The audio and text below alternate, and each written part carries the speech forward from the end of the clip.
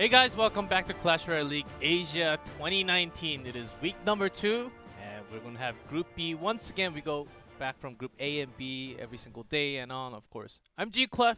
With me is Paper Thin. How are you doing? Doing great. I'm excited. Group B again. Got to see them on last Saturday. Really intense games, really close games. Every game went to King of the Hill, and they were really close every time. It was a lot of fun to watch, so I'm expecting some more really tight action here. Yeah, we're going to have some crazy prediction, maybe prediction of units, a spell. We're going to have some spells. Why? Well, it's probably predictions and reading the cycles of the opponents. And I've only cast Group A last week, but Group B, I'm really excited for. There are some crazy rosters I've seen, like Legend and, of course, Benzer, and a lot of these. At least I think they always have an ace player in every single team. We have 6 teams, so yeah. so no, it's crazy. It's pretty packed. It's so dense. I mean, you have Jack and others, so yes, it's Jack just too. Yeah, I mean, it's just incredible how much talent there is. Mikan Bouya, of course, on Ponos. Aha, yes. I mean, it's just crazy. And now you've got Victor on one crown. Seems to be maybe their guy they're looking at, or they also have TNT. I'm sorry, on OGN Entus, and there's one crown, Victor, TNT, all really solid, 1v1 players. So it's just crazy how dense this is. Yep. Overview, of course, a lot of you guys who has been tuning in should know that we have Korea, Japan, Southeast Asia, altogether total 12 teams divided into groups A and B.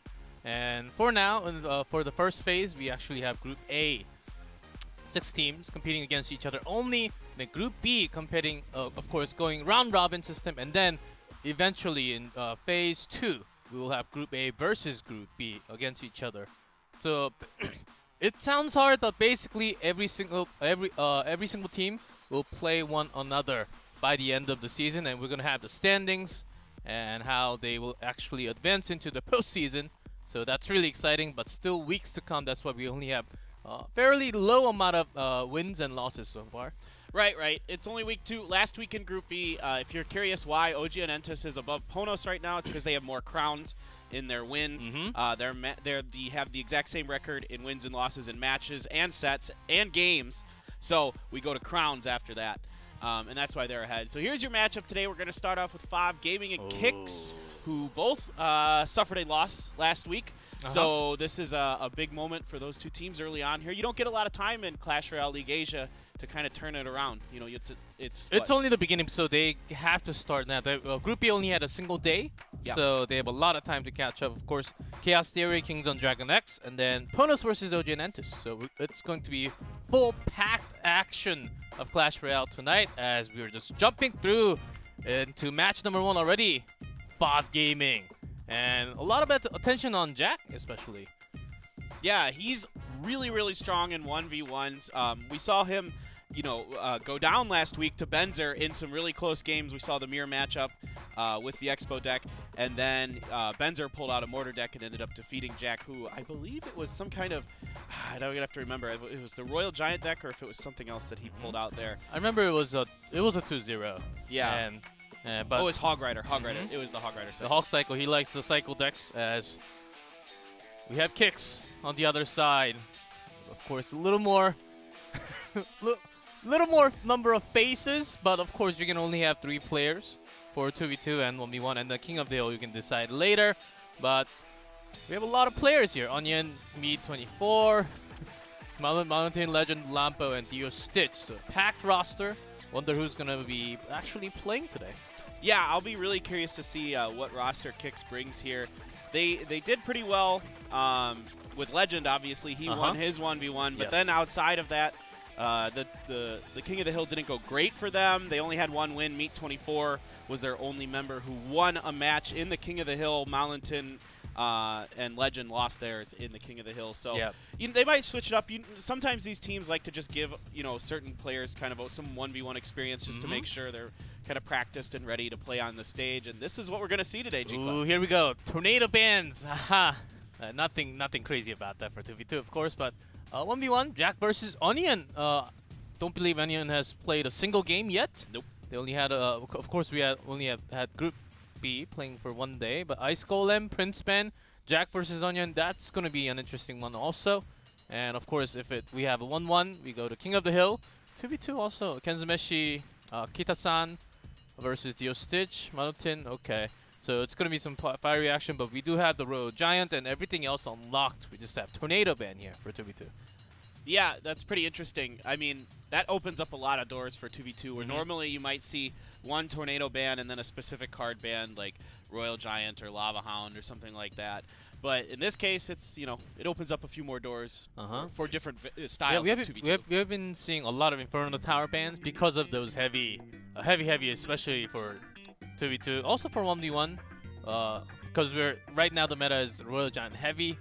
And just for the Royal Giant heavy, we have some Golem, some Lava, but we do have a lot of Cycles along with that too. But Inferno Tower does destroy a lot of those big dudes that comes over the bridge. So we do see a lot of those bans, but not for this one, not for this 2v2. Yeah, and I think it's interesting to see if like the Inferno Tower and the Bomb Tower and other things will remain in the 2v2 meta because of the prevalence of things like Earthquake and Lightning that have really started to show themselves in the 2v2 matchups because of the prevalence of the buildings. So I want to see if, you know, teams might switch that up today, if there's maybe a little bit more distance from using Inferno Tower or Bomb Tower or that kind of thing. Every once in a while you even see Cannon in 2v2, so I'll be curious to see how that plays out. Oh yes. Here we have Stitch and Malutin wants to become the champion. He wants to become the champion of Season 1, Clash Royale League Asia 2019. So he's got to start here as 2v2, and I'm pretty sure there are some players who wants to play in 1v1 as well, but it's limited space, you know, limited space and time for the match. And of course you want to show your 1v1 skill, but if you win your 2v2, like, your team has that much of a benefit to win the match. Yeah, 2v2 is huge. I mean, it's so important. I mean, if you win the 2v2 and then your 1v1 player clutches it out for you, that's it. That's your round done. You don't even have to do the King of Death. Let's see what happens in Asia. We've been seeing a lot of Lightning plus Earthquake from the Chinese region. Let's see if we follow that trend or if we change up from there, because we are a different region and we tend to gel together after a few weeks. But for now, I think different regions like Southeast Asia is focusing on something else. Oh, here we go. We're back to the Royal Hogs. We haven't seen those in a little bit, 2v2. We saw them a lot last season in 2018, and this looks like a bit of a cycle deck here from Kicks. They've got a Hog Rider coming down. There's that Earthquake. And a lot of good benefits, destroying the Inferno Tower and the Bomb Tower together. And we're going to see a lot of Earthquake, at least one from a match or even more than that. Yeah, Earthquake just melts buildings, and that allowed that Hog Rider get down on the bottom left, do a decent amount of damage there. You got a couple big swings in. So a decent early start here for Dio Stitch and Malinton. They lost their 2v2 last week, and Kensumeshi and Kita-san won their 2v2 for Fav. So yeah, even the Fireball, because Inferno and Bomb Tower both were destroyed from the Earthquake, and I think they're trying to find the cycle against the Hog. But against the Hog and the Royal Hogs, it's going to be tough. But they have their own Hogs riding all the way. There's more of them, but they do a little less damage and they're a little slower. So it evens up a little bit with that Royal Hog push. Here comes the Hog Rider from Kicks. He's going over towards that Bomb Tower. A Fireball to take out the Flying Machine and basically the Bomb Tower as well. Yeah, just one Bomb Tower this time. I think last time they couldn't communicate perfectly and they just put both at the same time. But now they've got their cycle. They took some more damage, but against that Inferno Tower, seems like they have a poison instead of Earthquake. Is that hitting? Yeah, it's just the Inferno Tower, not the Princess Tower, though. Not the Princess Tower. Yes. Whoops. Yeah, there. Okay, I was gonna say. Yes, missed the Princess Tower just by a little bit, just by a square there. Yeah, and the Ice Golem there covering for the Hog Rider, but he doesn't get through. Here comes the push from Fav Gaming in return. A lot of spam coming out on there. And good defense on the right side and left. E-Wizard does drop down, so minimizing the damage that could have been come out from the Hog. But Kicks has their Hog Rider, so that has been the real damage onto the left side. Yeah, the Hog Rider's been getting through a lot thanks to the Earthquake. A Snowball used there to keep the Hog Rider off the tower, so not much more damage done, but still a little bit ahead here for Kicks. They're making these Hog Rider pushes work thanks to the Earthquake. Yeah, and here comes the Miner, and okay prediction, but the guards are defending it. Some damage does go in, 1270. 70 left on that Princess Tower, even lower, but Kicks there focusing onto the left side only. Let's see how well this Hog Rider does. Yeah, a deep push here. It locks onto the ice going first, so the Hog Rider getting a few swings in onto the Inferno Tower. No Earthquake this time. A big push up at the top right. Ewiz does come down to get it, but a Fireball follows it up. They want to finish it off with some spells, and the Hog damage goes down below 400. They do have the Poison and the Fireball, so they can instantly finish the game, but they got to defend first. Lumberjack coming down, and also the Bomb Tower. There's a freeze to secure the game, but I don't think it's enough. I don't think it's going to be enough. I mean, the Earthquake will destroy it. A Fireball coming in on top of it. It's only down to 701, so that was not much damage there. 4 kicks. And Fav Gaming seems like they're getting all the elixirs. They have some time. There's the Fireball, and the finishing spell should just get them the first game. And Kicks, they had to freeze this entire game, and they wanted to make that work. But with lack of damage, with just single Hog Rider and a good defense from Fav Gaming, Fav Gaming is going to take that first game. What a lot of Hog action to start off. I kind of thought in the back of my mind we might see a little bit more of this, like a return to this, because of the fact that you have Earthquake available. And that Inferno Tower is being used so heavily because, you know, Royal Hogs is a lot better against Inferno Tower, right, than the Hog Rider. Single Hog, yes. Right. And so I kind of felt, you know, and then with Bomb Tower being pretty weak to, you know, Earthquake as well, you can deal with that Bomb Tower, which is a really strong counter to the Royal Hogs. So you have some more, you know, options there, some a little more flexibility. Yeah, this was the moment as they put both Inferno and the Bomb together. Earthquake that's so much for 3 elixirs. I mean, that's exactly why we have the Earthquake spell being used so many times in 2v2. I was surprised that Bob actually brought Poison instead. Yeah, I kind of get it if you're nervous about them running a Lava Hound deck or an air deck, you know, where you need to worry about that kind of thing a little bit more. I mean, obviously you don't want to be using Poison on your side anyway, so if you're using it in that situation, it's not great.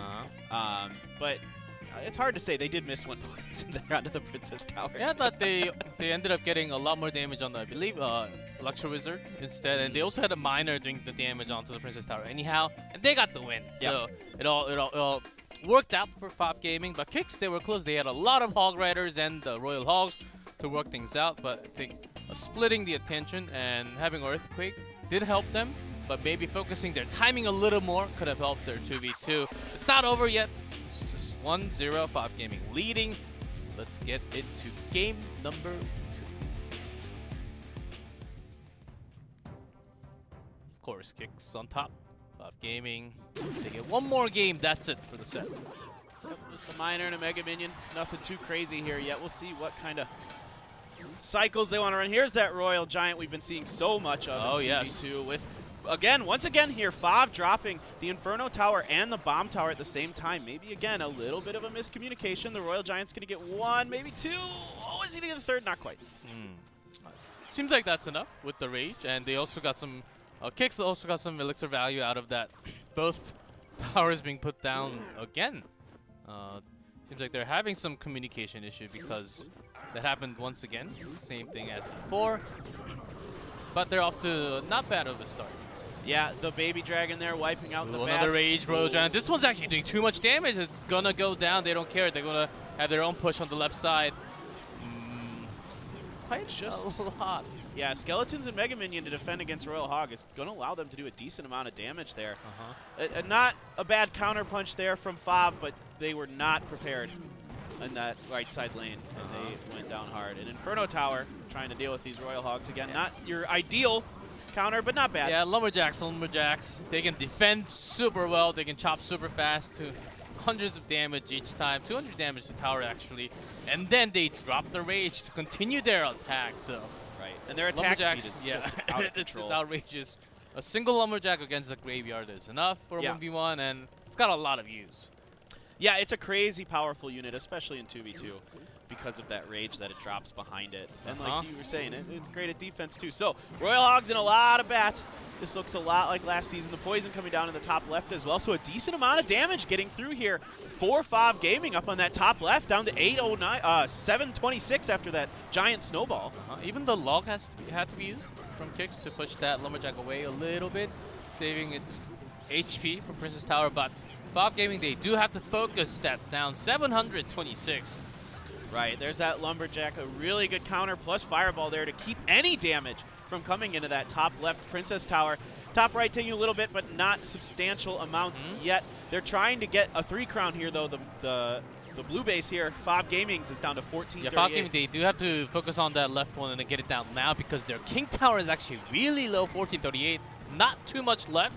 And if they attack onto the right, never mind, Kicks is actually going to switch it up and then go for that left side. Yeah, this is smart, I think, buying themselves a little bit of time.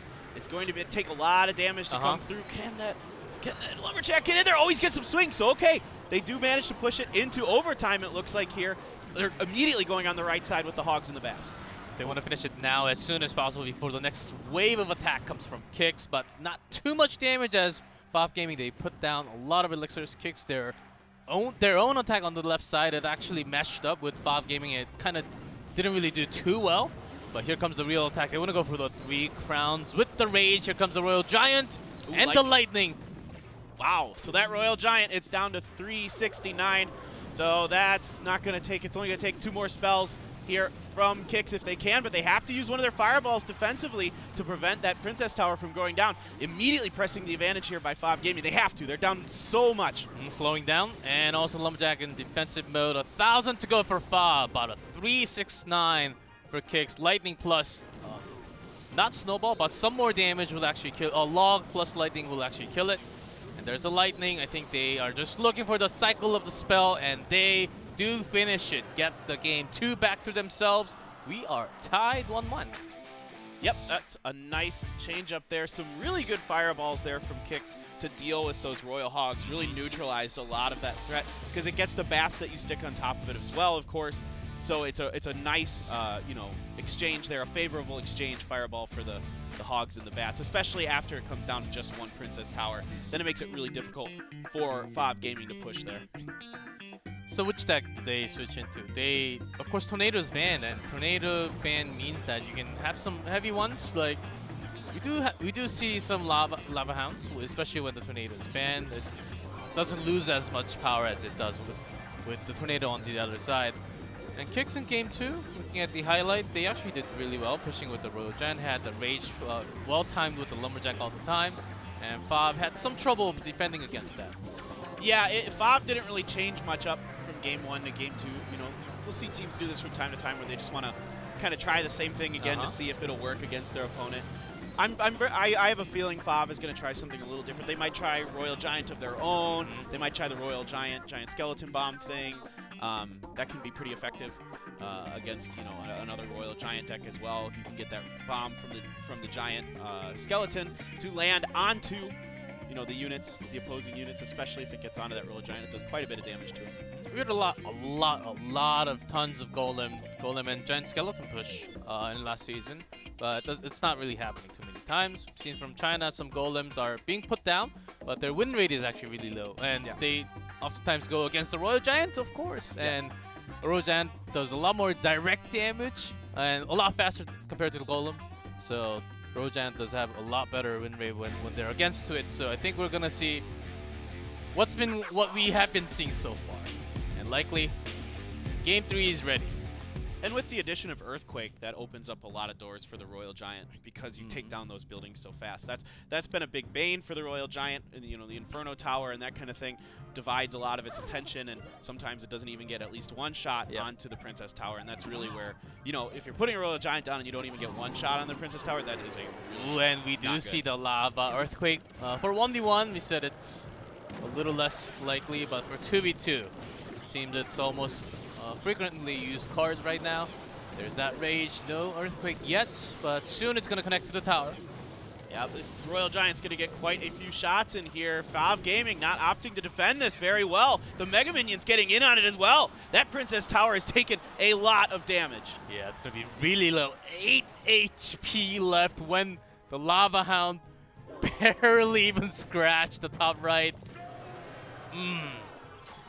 So Kicks really making it work, knowing the speed of a Lava Hound. By itself, it doesn't really do much, and they have the Inferno Tower ready to defend. Yep, this is very well played here by KOTH so far. Sticking to their guns and making it work. The Ice Spirit just slowing things up a little bit there. The Baby Dragons are going to trade a little bit of damage. This is, big lightning there as well from KOTH. Just effectively wiping out the backline behind that poor Lava Hound. He barely gets through. Yeah, KOTH. We haven't seen the balloon yet from Fav Gaming, but if they do have it, as well to attack with the Lava Hound later on.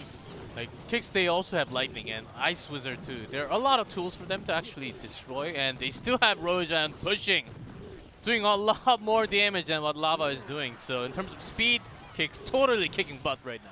Yeah, I'm a little surprised here because you need to have more than one counter for the Royale Giant in 2v2. You can't just have an Inferno Tower anymore. You can't just have a Bomb Tower.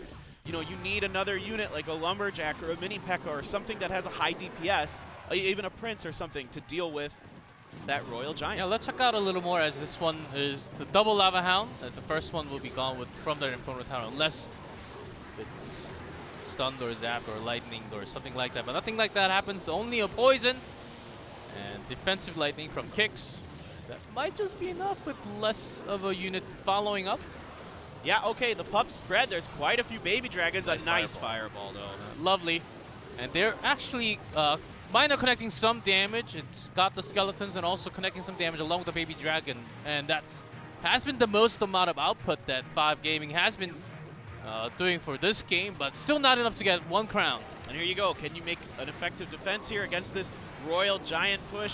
Lots of units coming down here for Fav Gaming, but it looks like it is almost game over here. Yes, that is it. KOTH takes the game and the set. Yeah, in summary, I think we just saw the reasons why Royale Giant is the meta for 2v2, and also some really nice small controls like the skeletons against a miner and skeletons right next to the Inferno Tower to buy some time. And KOTH's really making the cycle work with that small amount of elixir and also helping the entire push for themselves and also to defend. Really nicely done. We couldn't really highlight on those small things, but we've seen it happen in game. Fav Gaming seems like they wanted to try something else instead of a Royale Giant, but this time the Lava didn't really do its work too much. Yeah, and you know, like I said, they just didn't have much to deal with the Royale Giant there. They had Mega Minion, Inferno Tower, and a Bomb Tower, you know, as their highest DPS units against the Royale Giant, and that's just not going to cut it. The Royale Giant, especially when it's raged up, is just going to do a lot of damage. So that's you know, I don't know. Yeah, I thought Fav was for game 3 that we're talking about. I think sometimes with that amount of air units, there are some balloons or at least something like a freeze to actually keep everything in a freeze condition, and you just keep pushing for more damage or at least minor connection.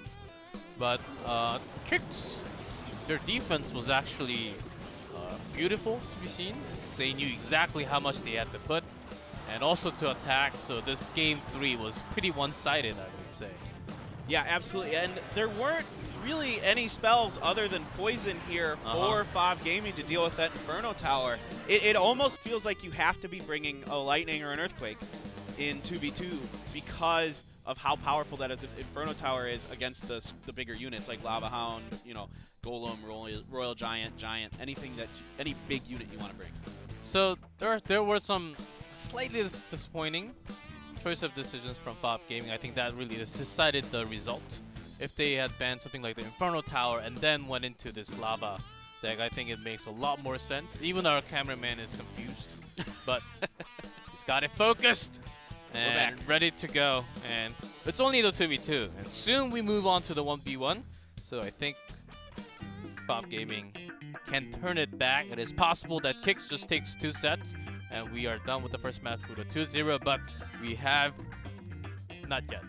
I was about to say Onion, but Jack, he's really well known from Japan, from what I've heard. Yeah, I think you told me he was the first player to be #1 in the global. On the global. Yeah, from Japan. From Japan. Yes, from Japan, and I think that's also a reason why. See, look at that amount of trophies, 7,200. Wow, that's on top of ladder, somewhere up there. Pretty good. It's probably in the rankings of top. Right now, it's like top in the 20s, I think. I'm not sure. If that was updated. It's way up there, the mystery onion. What? It's the mystery onion because you peel again and again and again and again and again. Is this like some Korean saying or something? I mean, there is like we think can say there's so. layers in Yeah, English. it's layers and layers and layers. Yeah. You peel once again and then you end up crying. I don't understand how that's I don't understand how that's mysterious though. Well, maybe he's hiding something. Maybe he's got something that we don't know going on. Could be. I think he does. I'm curious to see how this goes. So I want to talk about the bans a little bit, G-Clef. They banned Jack banned the Prince. Yes. And Ice Onion Golem. banned Ice Golem. So this kind of like nullifies a lot of the cycle decks that we're kind of seeing. You know, whether that be Mortar or Expo or there's that Prince cycle deck that's been popular on the global challenges. Yeah, removing the Ice Golem actually doesn't remove the entire quick cycle decks, but it can make some changes, and you do need to make some changes. And Ice Golem goes in a lot of decks, so in terms of deck revision, where you have to get ready for the match, I think you have to change a lot of decks. Right. So it's for the opponent, it's kind of an annoying ban to actually deal with if you're not ready for it too much. Yeah, exactly. And there's a few decks that have the Prince in it that I've been seeing. Oh, yes. So like the Minor Prince Musketeer. Yeah, Minor Prince Inferno Musketeer Tower. with Poison, yes. Yeah. The most popular one, and that comes out a whole lot of time in China as well. And just banning out the Prince may just saying, okay, you got to bring out some bandits or something like a Prince, or even a Dark Prince or something. Yeah, Dark Prince definitely. There's other units that have high DPS like he does, like Mini P.E.K.K.A. and some other things you can use. Lumberjack's kind of a pretty popular DPS unit these days because of the Rage. Yes. We know all the popular cards, and with that music, ready for 1v1. Jack versus Onion. Onion versus Jack. Onion's got to get this to finish the match. Jack just cycling through for now. There's that bandit like you were thinking we might see. Dash away. Oh, Rascal's actually popping out. It's been climbing a little bit, especially against all the air units. Right. So we could still a Miner as well. So we could definitely see possibly a Mortar here. With Rascals that kind of sense you. Maybe. Yeah, could be the balloon deck as well. There's a few other things that run Rascal Miner. Here comes the a new favorite we've been seeing a lot. Usually paired with something like Mega Knight or P.E.K.K.A. Has to drop that snowball because in front of the tower. You know what happens. In front of Dragon, you know what happens if it connects to your Prince's tower. It's bad. Bad things happen in a few seconds. Yeah, it doesn't take long for that to get real bad. Yeah, that's true. And let's see, both players running quite a low of a cycle. Yeah, and in the Inferno Tower in Jack's deck signals to me that this is the balloon variant, but we'll see. See, and Rascals there has been some Rascals plus. I don't think it's this one, but there were some mirror decks popping out from China. Ooh, I'd love that. Yes, give me that. Because Rascals are so good at defending, and there are a lot of decks. Not a lot, but some decks with Rascals with mirror is coming out. And Jack with that Inferno Tower, I think he just do fine with defending, but the problem will be the Bandit. Yeah, the Bandit here does get bar-barreled, and that Barbarian that pops out distracts the Inferno Dragon. Getting a lot of utility out of that was Jack. Another Barbarian barrel to counter that Miner, but Jack up just not a lot, but about 500. So far with the cycle, not too crazy. Jack just wants to cycle. I think he wants to find the right time for his own push with the Miner. Yep. Miner bad push is just enough sometimes. Well, and he hasn't, he's with what he's got, he's already ahead, so there's no reason to overextend himself yet. He might have to change things up a little bit. Now that the Mega Knight has joined the scene here, the Bats come down to try to counter it. The Ram Rider's coming up behind it. Zap cleans up the Bats there. Good Barbarrel timing, so the Inferno Tower doesn't lock onto the Mega Knight. And still the Bandit is charging, dashing through its way left and right. Yeah, a lot of damage coming out from that Electro Wizard, immediately following up the Battle Ram. The Inferno Tower was available, so the Ram will go right into that. And get taken out there. The Bandit up top to clean up the Miner. So a nice push here from Onion with that Mega Knight to get some extra damage. That dash is back just in time for Barbarrel. And great set of defense. About the same amount of HP left onto the two Princess Towers. And of course, when we're done with the time, we look for the HP left on the Princess Tower. Right, so quite a bit of time before that happens. The Mega Knight going on to the right side this time, baiting out the, well, I don't want to say baiting out, but bringing out the Inferno Tower there, and then immediately the dash from the Bandit almost cleans it up, but not quite. Ram Rider. Nice Skeletons actually buying a good amount of time for Jack. Look at these defense from both players. They're trying to not sacrifice any HP from the buildings at all. Right, but that Miner really being a big difference here for Jack. It's just able to get in there, and there isn't a great counter for it. He doesn't really have a unit other than E-Wiz that... And Bandit, so those are okay, but he doesn't have anything like the guards or the skeletons. Something that you can like make a little bit of a mistake with the placement so the Miner doesn't hit the Princess Tower. He doesn't have a unit really that he can do that with unless he drops the E-Wiz after the Miner. Oh, look at that, Jack. He wants to finish this game a little quicker than Onion does. As that's going to be E-Wiz down. And the Rascals, will that be enough to defend? Ooh, it's getting close. The offensive poison has come down. There's that Miner once again. Snowball here to slow down the Mega Knight. The Bats on top of it. There's only 138. That's a Fireball here for Jack, and it comes in. And that'll be it. Jack takes game number 1 of the 1v1 set. I think it's going to be a lot like this for Group B especially. And especially Clash Royale League Asia has a lot of defensive decks. Really quick cycles, trying to get some minimum damage by having some just like 0.5 elixir lead.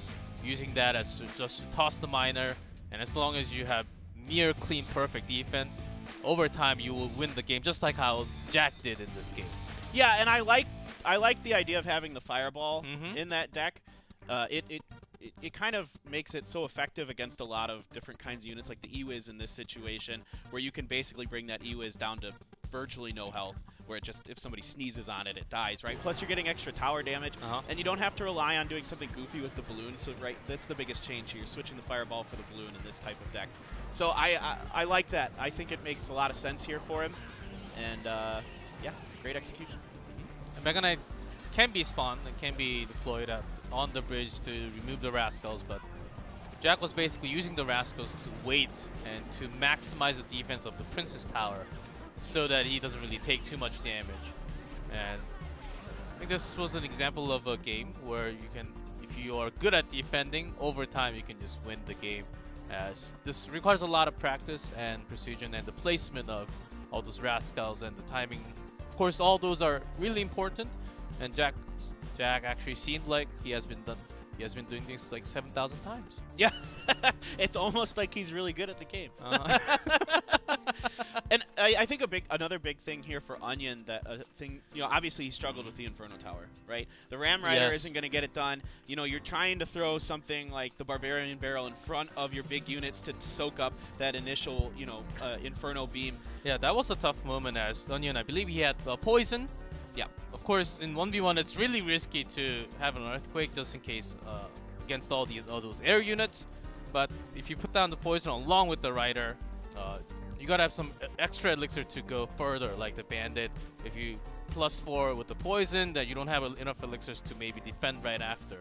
So that was a decision that Onion had to make, and sometimes he did, but he was having a little tougher time defending against the Miner, because he didn't really have like 1-2 elixir defense against the Miner. Right. Right, and that's where you're missing the guards or just a skeletons. Is really difficult. And also, like, because there's a lot of different places you can put that Miner if you don't have Tornado, right? Of course. You can drag it into the King Tower. So Tornado is available. Bans are Prince and Ice Golem, but didn't have one yet. Game 2. Let's see what changes both of these players brought into the game. Well, Jack's favored another Miner. Cycle decks, yeah, the Miner. Yeah, the first one, it's usually onto the corner just in case of a tornado. Yep. So Ram Rider once again here from Onion. He really liked the first time. Rascals. Yeah, both players might actually have the same deck from game 1. Oh boy. Uh-huh. Well, so let's see how Onion actually changes against the Miner and some push. Yeah, I mean, I'm excited for that to see how, you know, Onion changes up his cycles. Fried onion ring needs mustard. Yes. No. I don't like mustard. Oh, really? Yeah, I know. Yep, Miner on the corner again. Couple skeletons coming up behind it. There's the E-Wiz to divert the Miner. Change its attack direction as well. Bats coming down here to distract the Inferno Dragon. As long as you buy some time against Inferno Dragon. Anything skeletons, bats, it's okay. Princess Tower will take that away. Right. So far, nothing looks too different yet. G-Clap, not too much. But I have a feeling that Onion can give us some twist. That's what I'm hoping for. Yeah, I really hope he finds a, you know, he talked to his coaches and found a new way to cycle in through this. Ram Rider goes in the Inferno Tower, but it will get Miner placed all the way in the back, so that the Rascal Boy can take some more damage for extra damage from Miner. So Jack always thinking about these placements, and Onion can also expect, but this is the real mind game about the Miner placements. We can talk forever about this, but it's always fun to see, fun to watch who wins. And having Inferno Dragon here for Onion against the deck of Jack is kind of weird because there isn't any unit that it's like super effective, you know, against in terms of efficiency. So, yep, it's... Yeah, here comes, now he's using that offensive poison. Yep.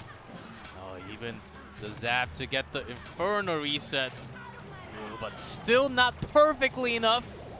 And that's why he's going to have the Ram. Jack used the Miner defensively there very well to buy more time for his Inferno Tower. Okay, the Ram Rider gets through this time, though, as well as a Barbarian. Those Barbarians hit 159, so that's quite a bit of damage there. Dawn on the bottom left. That was another poison, which means Jack also had plenty of time to send the Miner. So a good amount of trade for both, and Onion actually finding some space, changing up his cycle to send the Ram Rider after the Mega Knight. I think that is the real difference. Yeah, definitely a big difference here. And also, you know, finding ways to get a unit or two to soak up a lot of the, you know, attention of the Inferno Tower. And using the poison offensively, like you were talking about in between the matches here, to do some extra damage to that Inferno Tower. So Onion going for that Mega Knight once again, but Jack not... Okay, he wanted to change that up a little bit as he had the extra elixir to do so onto the right. Just going to be removed with a zap. Yeah, a bit of a zap bait maybe as well there to make sure he can't zap the Inferno Tower. Because look, the Inferno Tower is already locked onto the Mega Knight, and it just melts. Now the Ram Rider does get through. It gets snowballed and pushed back. So looks like that will be good defense here from Jack, but it's still advantage Onion. And Jack has been defending really well with those skeletons just popping in, just taking some damage from the jump from the Mega Knight, or either it's the dash from the Bandit.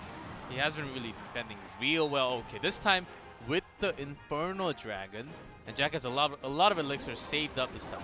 Yep, poison coming down right away. The Bandit coming in there to try to help. The Bats are doing a lot of damage, but they get zapped. Inferno Tower is locked onto the Mega Knight. Nice placement of the Rascals and the Skeletons. But this one dashes into the tower. Going to the left side from the snowball. This is, I believe, a poison and a zap away. Yes, exactly. Yep. That should just be enough, and Onion, by changing the cycle, and Jack keeping the exact same deck, both players, this really requires some next level confidence to bring the same decks over, and this match is actually crazy interesting to me, how and they're handling this. Great planning. Yes. In between the match there for Onion. You know, when you see the same two decks from both players 2 games in a row, the first game, you know, Jack takes it, and you find a way to change your strategy and turn it around and get the victory. That's crazy. I mean, that's really difficult to do. Like, they don't talk on stage, but by playing the same game with the same deck, it's saying, oh yeah, you think you can do better? No, I can do better. And that's what Onion said in this game by changing his cycle, using the poison a little bit more offensively so that sometimes the Bandit can dash into it, or the Ram Rider can charge into the tower. That has been some beauty of Clash Royale here. And even though Jack actually switched his placement of the Rascal so the poison doesn't catch the girl sometimes, or at least one of them survived that after. but that actually helped the Bandit to charge into the other side. So there was a crazy amount of things that Jack had to think when he was placing anything down, even the skeletons. So the mind game in between these two players has been intense amount. Yeah, it was a really, really good game there. I was really shocked with how effectively Onion was able to change that up. And like you were saying, landing those Ram Rider hits and Bandit dashes are really important. And they, you know, I think really the offensive poison, like getting that into his cycle and putting Jack on the back foot with his Rascals placement makes it, you know, much more in Onion's favor there. Yeah, of course, Jack does have to win the final game for them to go into the King of the Hill. So we're going to have the second timeout from Fav. And let's see if they do. And Tornado is available. And I don't think either one of them is going to keep the same deck. Or at least Onion is going to bring something with Tornado to have that miner taken care of. Yeah, maybe Tornado, definitely an option. Or maybe guards or something like that. You know, there's a couple other, you know, things you can do there. Because, yeah, the miner was really what was harassing Onion the most. Yes, mostly. And Onion says he likes to practice, and he wants to practice as if it's a real game. And it seems like it's really showing up on his first stage game here in Clash Royale League Asia against Jack, who has been quite experienced actually. And well known, of course. Maybe the final game, game number 3, if Onion takes it. Kings is going to win the match. Jack has a possibility to bring it back to King of the Hills. Well, I'm super curious to see what they've got for us in this game. Barbarian Barrel. Yep. Bandit. Not big of a change. I mean, we could do it again, guys. Oh, we could do it again. That's fine. Oh, that's and different. a P.E.K.K.A. That's definitely different. Right away, too. Usually you see the P.E.K.K.A.s come out way later in a game, but Onion opting to just drop it on out there, the Inferno Tower. Yeah, of course, P.E.K.K.A.'s really beefy. Single target damage is crazy, but against what Jack had, it's not going to do crazy amount of work. But that's why he's tossing down that P.E.K.K.A. for the attention first. Yep, ooh, good zap there to re-target the Inferno Tower onto the minions there. Will the P.E.K.K.A. get through for a hit? Oh, it just gets taken down by the bats in time. I think bats are a little too strong. Bats are good. It's really weak in HP, but if they're all gathered up, attacking a P.E.K.K.A. or a Golem, it does a lot of damage over time. Yeah, and it's also kind of interesting here for Onion because his zap, he has to decide if he's going to use it for bats or the Inferno Tower to reset the beam to try to get the P.E.K.K.A. through. So his optimal way will be having the Electro Wizard dealing with the Inferno Tower, and then maybe even having the Barbarian Barrel, the Barbarian from the barrel out to take the damage. And most of the damage actually comes from P.E.K.K.A.'s not going to reach the tower. Not likely. And most of the time it's Bandit Dash and the Battle Ram actually doing the damage. So let's see how in cycle that Onion makes his damage. Yep. Places the Bandit down, doesn't quite get the prediction. Came out through the back that time. The Barbarians do not get through, but the offensive poison doing a little bit of damage here. He needs to chip that a little better compared to the miner of Jack in order to win. So far, he's actually losing the damage, of course, as you can see on the left side. But that's the key. Poison damage needs to go into the tower because of that anti-miner all the time. See how Onion is switching lanes? Right, and he's doing these cheeky little pushes where he'll put the Barbarian from the Barbarian Barrel in front of bats or the Miner in front of skeletons. Really cheap pushes that, you know, is a little bit challenging for Onion to deal with here, but a big, strong push here on the left coming through. Another Barbarian Barrel and a Miner having to be used for defense. That Snowball actually pushing them, so it does buy them time, and Bat helping a little bit. Onion wants to focus on this a little bit more skeletons. Buying some time, and Jack, even defensive miner, another Battle Ram coming in. This Battle Ram, does he have an answer for it? A poison on top of it as well. Good prediction here from Onion to get those bats. The skeletons go down as well. A ton of damage done by Onion. Great prediction from him. Yes, Onion, he knew his advantage. He was leading at the elixir, and he was kept on through, focusing everything onto the bridge. Of course, this miner has been a pain for Jack as he has to really focus with the P.E.K.K.A. And that was with the P.E.K.K.A. onto the left side, but he can switch it up to the left side this time. Yep, Poison coming through to deal with those minions. So P.E.K.K.A is up front without anything to soak up the Inferno Tower damage. The Electro Wizard behind it, but is not able to get close enough to the Inferno Tower. The Bandit does dash in there and do quite a bit of damage. Another offensive poison, the minions, to deal with the Miner up in the top right. And not so far away, 651 to 715. And Onion looking for that sneaky ram onto the left side. Not going to reach, of course. Yep, Poison again. Oh, this is great. Here comes that Miner. But it locks on to the Rascal Girls before the Miner, but a lot of damage coming here. And Onion knows that is GG. Jack takes game number 3. Miner Poison is, of course, a stable duo, the combo for any player, but you got to be able to defend like this first. And it was tough. Onion showed his offensive poison strategy in game 2. I think that's how Jack was kind of used to it. And also, Batterman P.E.K.K.A combo has been... everyone has some experience against it. And these pro players, when it's a really popular meta deck that has been played for a month, and they will have it ready when they also have skeletons. So I think Jack had a nice deck against it. And Onion, he really pushed in. He had some chances, but Jack never really made it too powerful. Yeah, I like the idea of the poison switch up from the fireball there for Jack in case Onion does switch to something like skeletons or guards. So in this case, it was minions that we saw oftentimes being sent to deal with the Miner. And so, you know, that gives him an advantage in that situation because it knocks out those smaller units. And a fireball's fine too, but a poison gives you a little more room for error. Yeah, that's true. And of course, getting all the minions along with the Miner connecting. Jack actually, his Miner placements were quite incredible. Onion failed to predict perfectly a few times, and that of course chipped into all the damage later on. And in terms of Onion's own offense, his own push, P.E.K.K.A was a little too slow against an Inferno Tower. And there are a lot of small units like the Skeletons or the Rascals, the defensive Miner, and the Snowball push knockback. So Jack's defense was pretty hard to penetrate. Yeah, it really was. I think maybe keeping the Mega Knight instead of the P.E.K.K.A and using the Battle Ram is fine.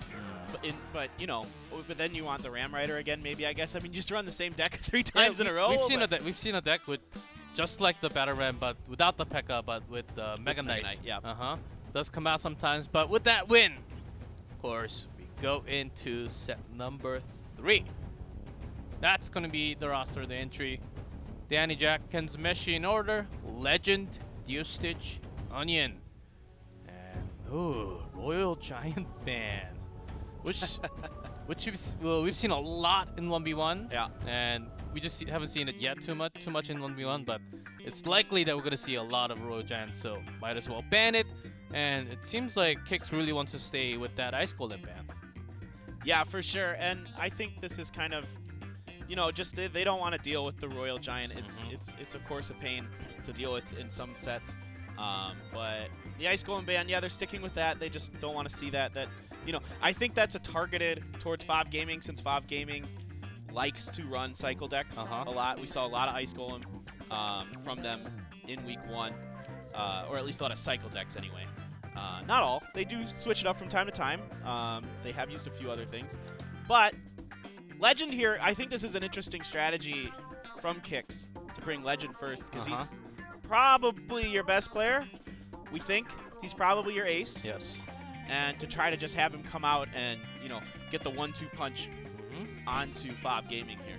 And Donnie does have a record of using the Royal Giant with Furnace, the regular Furnace Royal Giant deck. But last time it's banned now, and against Legend, who knows what he's going to bring against him. Legend, of course, a really well-known player from the Chinese region last year, from Nova. And let's see if any of them wants to start their streak. It begins now. And I think part of the Royal Giant ban here for Fav Gaming is that Legend ran that Royal Giant Cannon Cart deck 2 times in a row and won with it against Mikan Boya. So I think that's definitely factored into. Oh yes, the ban.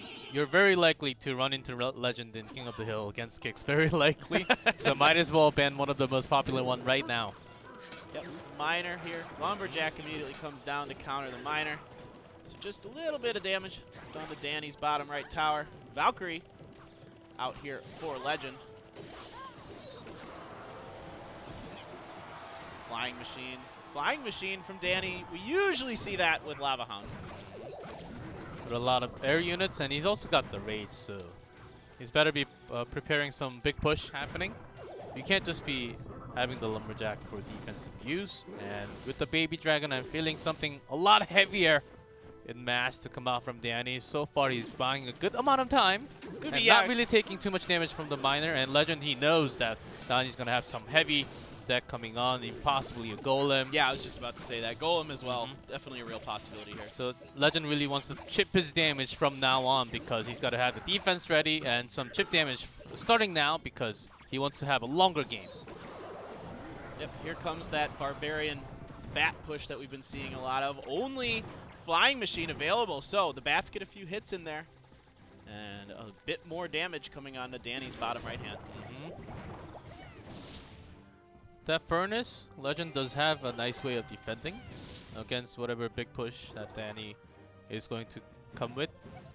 And Furnace is a nice way to drag all the time. There it comes. The heavy load goes real slow, but it does a lot of damage. This is a pretty big push here on the bottom left. He's going to need something big to deal with this. The Valkyrie connects. The Valkyrie is doing 3 spins. 4 spins. Oof. Oof. That is a lot. And because he had to defend the left side, he couldn't really connect anything other than the Flying Machine on the right side. And he's making the both pushes. Yeah, nice return fire here from Danny. The Lava Hound has locked on. It's getting quite a bit of damage. Defensive poison coming out from Legend here to deal with the pups that break out from the Lava Hound. And immediately another Lava Hound dropped for Danny. Miner here to counter that on the bottom left. And Legend wants to push with the tempo. He has the Miner. He has a lot of small units to cycle out, in and out to do damage. And then he wants to gather all his troops for one big attack. And Legend, he's all about stopping that. Yeah, the big attacks coming on the right side. Another poison from Legend coming down to deal with this Flying Machine. It will take it out. And immediately the Lava Hound placed right behind it. An offensive poison here. Nice poison. Oh, this is just about GG. And he wants to push a little more, and that's it. Danny, he gets it as he breaks down the legendary player from Kicks, and this is quite a surprise. Yeah, that is a bit of a surprise. Definitely a bit of an upset there. You put Legend out first there with the expectation that he's going to win at least one game. Yeah, at least one game, but Danny, he has this ready. They banned the Royal Giant. Don't expect all those air units to come out. He has something heavy, and against the Miner, all the bats. Dark Goblin, it doesn't really connect. Legends units don't really connect too much at the early. There were some shaky moments, like the Valkyrie connecting onto the left. It got down to 1300, but Danny had a lot more focus on what he was about to do. Yeah, and it was interesting when that Valkyrie did end up connecting on the bottom left that immediately after that, Danny actually was able to split push into 2 lanes. He threw down the Lumberjack and I believe the Baby Dragon and a few other units while his Lava Hound was on the right-hand side. So all of a sudden, he has all this elixir coming at you from 2 different angles. And there wasn't much defense there for Legend at that time. And then he just, you know, whittled down the right and then just pushed everything he had in that side. Yeah, left side, when the Valkyries came in, it could have been a lot more damage, but then you got the perfect unit, Baby Dragon, to remove all the bats. If you leave the bats open, they will bring the tower down, but having the Baby Dragon, well, just a small fireball and they're all gone. So I think that was the key point of that game. It was really nice that it's almost like Danny actually waited for that time to get all the bats together and then take some damage, but make his own push, a greater one. But here comes the Stitch. Yes. Not too many records, only 1 day, but we've only seen him in 2v2s so far. So he gets his 1v1 debut here. I believe, or did he play in the King of the Hill last week? Now I gotta remember. Now I'm reaching. No, only 2v1. Okay, only 2v2. I thought I was pretty sure 2v1. 2v1. Wow, new game mode. All right. All right. Well, you get to have 16 cards, and we both have 8 cards. That's the mega deck. And do I get 2x elixir the whole time? No. Oh. Lame. But your Stitch, you can get it ready. As you also have Onion in waiting, but Danny, let's see if he uses that lava deck once again. As we do have the Ice Golem band once they get that out of the way. I think Danny's got his control. And of course, after beating Legend, he has to be boosted in confidence level. He's got to feel good about it. Uh-huh. Okay, so Dio Stitch, we're going back in history here. He did play a 1v1 set last season and lost, and he was 1-4 in his King of the Hill. So this is not Dio Stitch is a 2v2 expert. Mm-hmm. So this is a bit of a challenge here for him for sure. Yep. Yeah, just recalling my memory. I don't remember Dio Stitch being out too many in the 1v1s. Even not the best memories in the King of the Hill.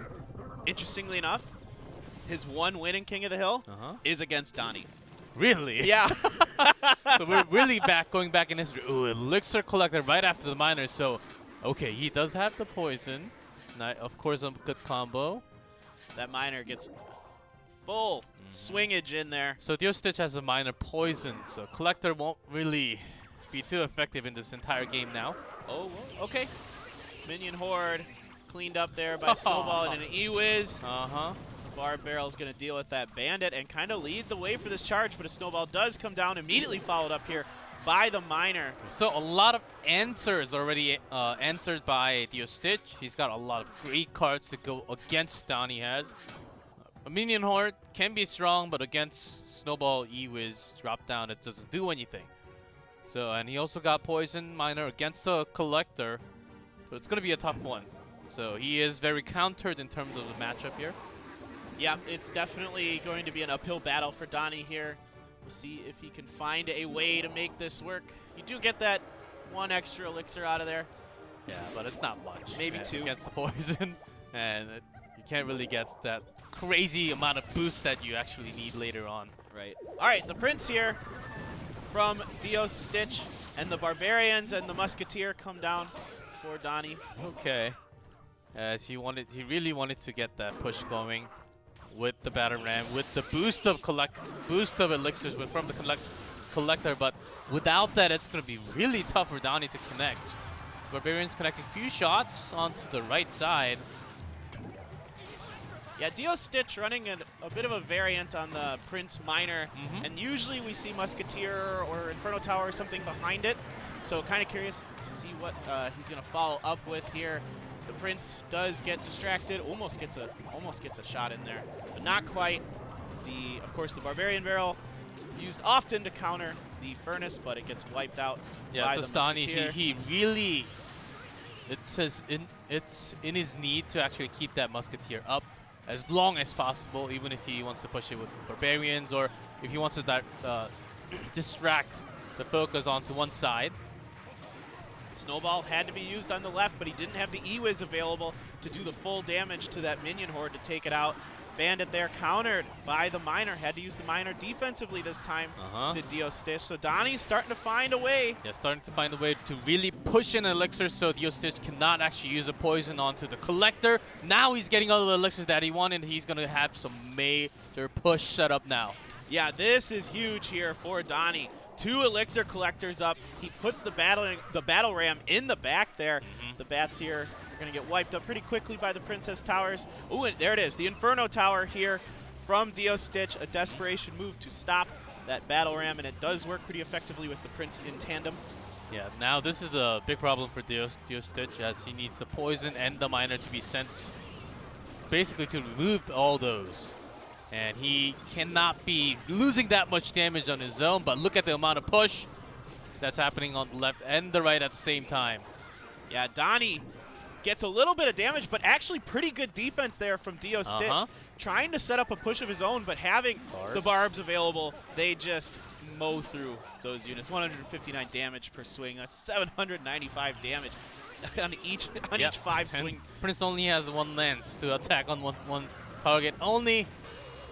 This Inferno to defend against the Batter Ram, but that's about it. And he If he does push, okay, Dio Stitch, he doesn't even have time to send the miner all the way to the collector. Now, he's finding some room. Donnie actually pushed in a lot with the elixir and didn't find too much damage, so Dio Stitch is coming back into the game with the roll. Yeah, and that's a big deal because he's already up in Princess Tower lost damage. onto the minions. Woo. But that's the bandit dashes in, gets its damage on, has to go over to the barbarian though, and the E-Wiz is right there to clean that up as well, just in case. The miner comes down, Musketeer will shoot at the miner while the E-Wiz shoots at the Musketeer. The triangle of love there. Now that's a lovely poison, and Donnie was expecting that because we haven't seen the poison for some time, and Dio Stitch has been holding on to it for this kind of timing. Now we're back in game as Donnie does have some pushing power, but there's a Prince. Donnie is slightly leading the elixir, but he needs to be getting more out of that collector, you know. Yep, Barbarian's out here to deal with the miner and the Prince. And yeah, exactly, since he hasn't been able to cycle through, even with 2 collectors down, he hasn't really gotten much damage done. Yeah, so only 35 seconds. And Donnie needs to get more. His own tower has 862. And he needs to push at least one side a little bit further. Barb's getting nowhere close to the tower. Yeah, this is trouble town here for Dio Stitch. Or, I'm sorry, Donnie, not Dio Stitch. Donnie here. Donnie has been connecting some miner shot and another set of miner doing 3 shots with that shovel. As Donnie's focusing all his attack onto the right side with the bars, with the battle ram, but not close to Dio Stitch's Princess Tower, and that's going to be a win for Dios. Yep. Dio Stitch here, doing a very nice job with that miner Prince deck. The Inferno Tower saved for the double elixir time when he knew he needed a little bit more to deal with those huge pushes from the battle ram and the barbarians and that that swarm that comes down on you. He had to use defensive poisons a couple times, but those miners really getting it done here today. Oh yes, and compared to how countered it could have been, Donnie actually pressured really hard so that he had time to use that collector on his own to keep it safe away from the poison and the miner. And at the same time, even after getting that amount of collector, the pump value from Danny, the push it seemed gigantic, but having the minion horde, actually, every time Danny put that minion horde, it gave Dio Stitch a chance to come back with that snowball because it's to 5-2. Of course, it doesn't kill it, but with the Princess Tower hitting on it and some extra damage from the other units, it was actually catching up in elixirs every single time.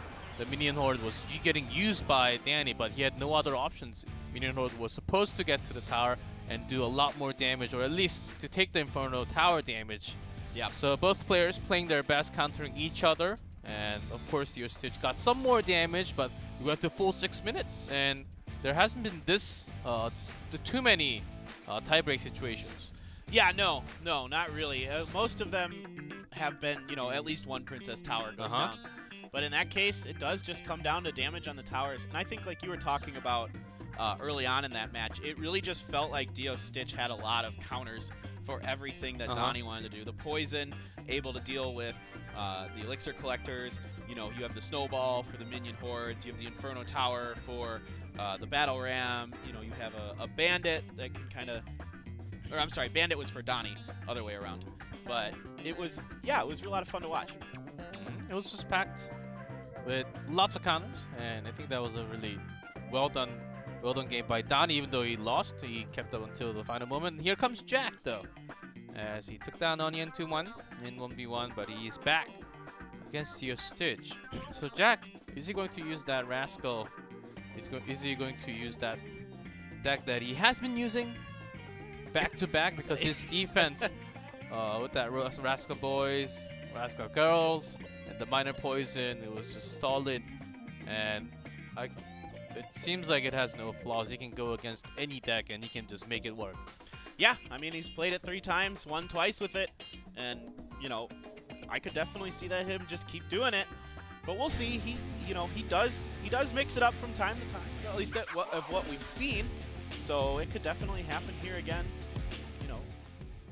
But Ice Golem is gone, and he likes that card. So yeah, let's get it going. As pretty excited about today's 1v1 has been some really small changes of units or placements.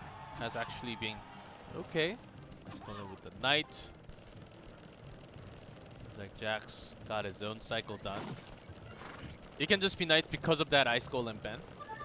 Prince here again for Dio Stitch. That's the unit I was thinking of. It wasn't Bandit that he had. he had the Prince. All right, there's the Ice Wizard, a log as well here to slow down the Prince. Ice Spirit as well. Yes, so an Expo. It's just Ice Golem was banned, so exactly why we have the Knight instead. But the Golem just in time so it doesn't connect to the tower. And against the Golem, Jack is sort of in trouble. He really needs to push his elixirs to get the Expo connect to the tower now. Right, exactly. It's going to be very tricky here. He has to use the Knight as well to get in on this Golem. The Golem is going to finish off that Expo, but you know, Ice Wizard is a nice little counter to Golem because the Golem is already so slow. Yeah, it does a little better after that Expo buff onto the HP. And Jack, if he also has a Tornado, you can actually pull the Golem out of the range sometimes or push it to the other lane. So those are some options that Dio Stitch might be waiting for. Gotcha. So we'll see how that plays out. The Barbarian Barrel there. Going down the Ice Wizard. Who slowed up the Mega Minion. Mega Minion on the right. Ice Spirit here to slow down this push. And a good drag, of course. So it doesn't really make a crazy slow cycle because he has a Knight on now. It actually attacks onto the unit, so it might actually be better. Of course, you want to have the Ice Golem, which works in the faster cycle, but Knight isn't actually too bad. No, it's yeah, exactly. It's kind of a nice little. It's kind of your. It's kind of in a way your Ice 2x. Yeah. All right. Golem just in times once again. Yep, just saving that Golem for whenever the Expo comes down to soak up all that Expo damage. As it seems like Golem's really good against the Expo decks, but also at the same time, you are slowed and you can't really make your Golem push all the way from the back from the King Tower. Then Expo will connect to your Princess Tower. So both players are actually fiddling with their mind games here. Yeah, trying to find a way to get in his Dio Stitch, really packing it up on the line there, but all these freezes and slows here from Jack just make it so hard for him to get in. No, Mega Minion is it gets one. Yeah, that's big. That's really big in this kind of matchup. Any kind of damage is really hard, and here comes the Expo in the offensive, as Dios really needs to push with this one to get the Expo down, and then wait for the second one to come. Right, exactly. So he's waiting for that. The Lightning here does so much damage to the Expo. Of course, the Golem does have tremendous pull range, so it's getting dragged over. But there's that Tornado you talked about. Right onto the King Tower as well. He was waiting. That's why he had the Expo set up. Nicely done by Jack. As for Golem deck, activating King Tower, it does help for the defense, but sometimes it doesn't really matter too much, as the Golem push is just too gigantic that it may just destroy the entire Princess Tower in just one push. But Jack, of course, not giving him too much time. He knew that with that extra Tornado, he had some time to push onto it. Yeah, I find it interesting that he's saving. Is he going to the Lightning? Of course he's not going to miss. He's not like me. Come on, G-Clef. But I found it interesting that time that Dio Stitch opted to save his Lightning for that push. Jack just sneezed there. But the defensive Expo once again here for Jack, changing it up. Now he's going to rely on that Rocket to do the job for him in this overtime to win the game. Bringing that Tornado, making sure the Ice Golem, not Ice Golem, Ice Wizard is removed a little bit quicker. Even has to put, okay, he wants to, because of the Baby Dragon, he wants to force another ground unit. There is that Barbarian Barrel instead. And Stitch actually got a nice push here. Yeah, Stitch might get, okay, the Tornado drags those units back in, so they're getting both hit by the Baby Dragon. The Prince might get a shot in here. That's one. Nice. A Mega Minion is not a lot to deal with that. The Tornado, another Tornado, and Jack, look at the amount of elixir difference. He just put down a Golem. Jack still has 6 elixirs. And Expo, that's about it. And this push might be the finish of the game here. Yeah, this could be the finishing blow here for Dio Stitch. He's got the Baby Dragon coming in behind. The Ice Wizard trying to buy himself some time. The Rocket used right on top of all those units. That's a really great Rocket, but is it going to be enough? And the next setup push, and what Jack, he has to defend it. All he can right now. He's got some damage done. About 600 away, but the game's not over. Any kind of help with the Lightning, and Prince taking a shot, and 27 with that Mega Minion. That's Dios. going to be it. Nicely done. See how Tornado changes the game? Yeah. As both players were trying to hold on to that for a long time. Beast Dios. G-Clef. Very good stuff here from Dios Stitch. Playing Impressed. very well. Really very impressed with both players. Yeah. I mean, it's really interesting. Like, I felt like, and you play a lot of Expo. Oh, yes. So I'm going to default to you on this. But it feels like when you see a Golem, you're like, ugh.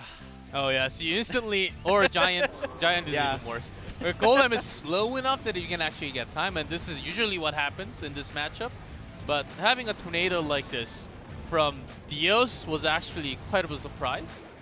And how he used it was incredible because he's got the pull onto, first of all, pull onto the Ice Wizard to destroy and also to harass the Expo. But later on, dragging it to the tower so the baby dragon also does area damage into the tower, plus helping the Prince. He already knew by the time he was using the Tornado, okay, I'm in a lead and I have time to use the Tornado here. And that only happened because, of course, against the Expo, if the Expo never connects, you cannot win. And Golem, unless you make a really big timing mistake of overusing an Elixir, Golem is going to have a really nice defense against Expo. So that was a pretty cool matchup to see. Even though we see it a lot of the time, the player's skill was just incredible. Yeah, I like seeing Tornado used in, usually you're like, okay, I'm going to pull it into something that does AoE damage, like the Baby Dragon, which we saw in that matchup, but also using it to, give the Prince a chance to do his thing, be that either buy him some time to get his charge built up, or pull a unit into him that he has a favorable matchup against. So it's really cool to see the Tornadoes used like that. Yep, so sometimes you gotta really wait for that rocket. If you rush with that rocket, you might be getting yourself into the trouble right after. I think that's kind of what happened by using a little bit too much onto the Elixir with the rocket. A log from Jack, but he knew unless he did that, he had less of a chance of winning. So we're moving on to Kenzameshi as Dios is on a roll today. 2-0 so far. Look at that, he's feeling it. He's feeling the air of OG. He's like, ah, got this for today. Just one more. One more. He was really pumped after that win, and who wouldn't be against Jack, who, took the 1v1 set here today and is a very strong player. So Dios really getting it done. 2 wins, 1 win away. It's match point. Kenzameshi, though, won 2 games last week in the King of the Hill. Instantly Inferno. This does happen a lot, even against the Expo. It's really good to actually just have it down. And against Expo, even better because you're getting an Elixir trade, plus trade. But even against Mortal, it's not bad. Definitely not. The Dark Of Goblin. course, Dark Goblin outranges, so you do have to have something else to take care of that. Barb Barrel gets in there, finishes it off, counter snowballs.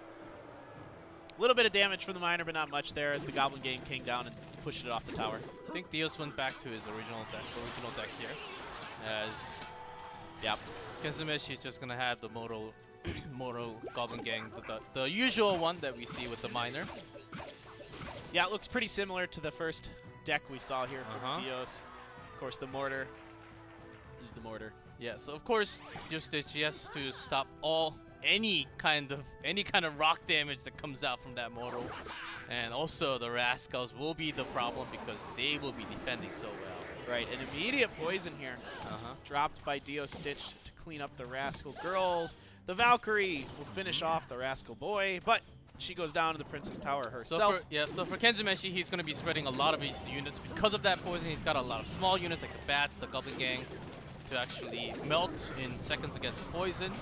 Right, he's got his own miner, but it is within range of the Inferno Tower. The mortar does go down as well, so he's getting a lot of value out of that Inferno Tower as Dios Stitch, and good placing and timing from him as well. Yeah, we have a lot of, but Dios Stitch actually has the E-Wizard, and keeping that alive for extra time to keep that mortar down, I think that's going to be the key point. Yeah, that's a big deal. The E-Wiz is really nice, of course, against a lot of different buildings for that, buying you some more time. Oh, but this time the E-Wiz taking some shots here from the mortar. The poison is onto the mortar and the Rascals. It cleans up the girls. The Bats coming down, finish off the boy. He does get one swipe in. Miner up on the top right with the Goblin Gang coming up behind it, but they are stopped short by the Valkyrie. And so no real damage onto both sides. Just a scratch more for KenZuMeshi, and here comes a Miner plus the poison. As look how spread all the units are. So the difference will be made from the poison, of course, getting the most amount of units that are squishy. Dio Stitch is looking for that. Yeah, Dio Stitch is just another mortal timing. Out to the right side. Great counter right away with the Inferno Tower. The Dark Goblin on the left to help clean up these Valkyries. One spin? Bats. Yes. Oh, and again, yeah, you're right. The Bats right on top of it, but the Snowball to finish off the Bats. Do a little extra damage here, so some really nice cycling by Dio Stitch, and great timing on these Inferno Towers to deal with the mortar. Yep. So KenZuMeshi, the reason why he's switching lanes is because the Inferno Towers stay after getting that mortar down, so he does want to travel around left and right, trying to find holes where Dio Stitch cannot defend perfectly. He wants to connect that mortar. So far, not really possible. Okay, but with this in range, it's going to be onto the tower now. That's a lot of damage. And compared to that, Dio Stitch's Miner didn't really do too much on the bottom right. He wants to connect a little more with the Bats. Nice fire, nice Snowball. Good poison and Miner placement here. The Dark Goblin does come up behind, but quite a bit of damage done between the poison and the Miner. The Ewiz here dragging the Miner off of Dio Stitch's tower. So that's a really nice way to use that Ewiz, is to change the targets of things like the Miner. Yep.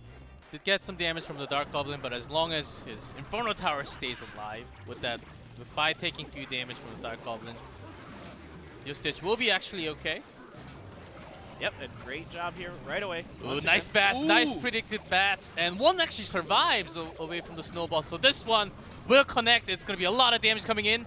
Yeah, each of those mortars hits does so much damage, but the poison down in the bottom right, will it be enough time? Here comes the rocket. Does Dio Stitch do it? Not close. Not quite. And poison. Let's take it down. Dio Stitch, he knew it. He was taking off his headset saying, I have He knew it. Yeah, won. it was over. And look at that ceremony. 3-0. You deserve it. Wow. He's shown some incredible 1v1 games the today. all-kill here for Dio Stitch. And getting it done, you know, with that Miner Prince deck. Really, although, I'm sorry, the last game wasn't we didn't see the Prince. But that Miner kind of Inferno Tower deck, really good stuff from him here. And just incredible placement. Yeah, quick cycle. Yeah. Inferno Tower is one of the most popular cards right now in the meta. And I think KenZuMeshi caught his own. I think he stepped on his own feet by focusing on his own attack a little too much at the end. Even before the end, he knew that he had to make some kind of a power move in order to win. But Dio Stitch, he already worked so hard. Look at that. He's a little tired. Go get some K-barbecue tonight. He earned it. Wiping the sweat from his brow. Hey, man, he just went up against a really strong team and won 3 in a row here against Donnie, Jack, and KenZuMeshi. So, Fav Gaming falls to 0-2 here, and this is 1-1 for Kicks. Nice start of the day as we have Kicks and great setup matches already, but we still have 2 more matches coming up, guys. Next one's going to be Chaos Theory versus Kingzone DragonX. Stay tuned. Don't go anywhere.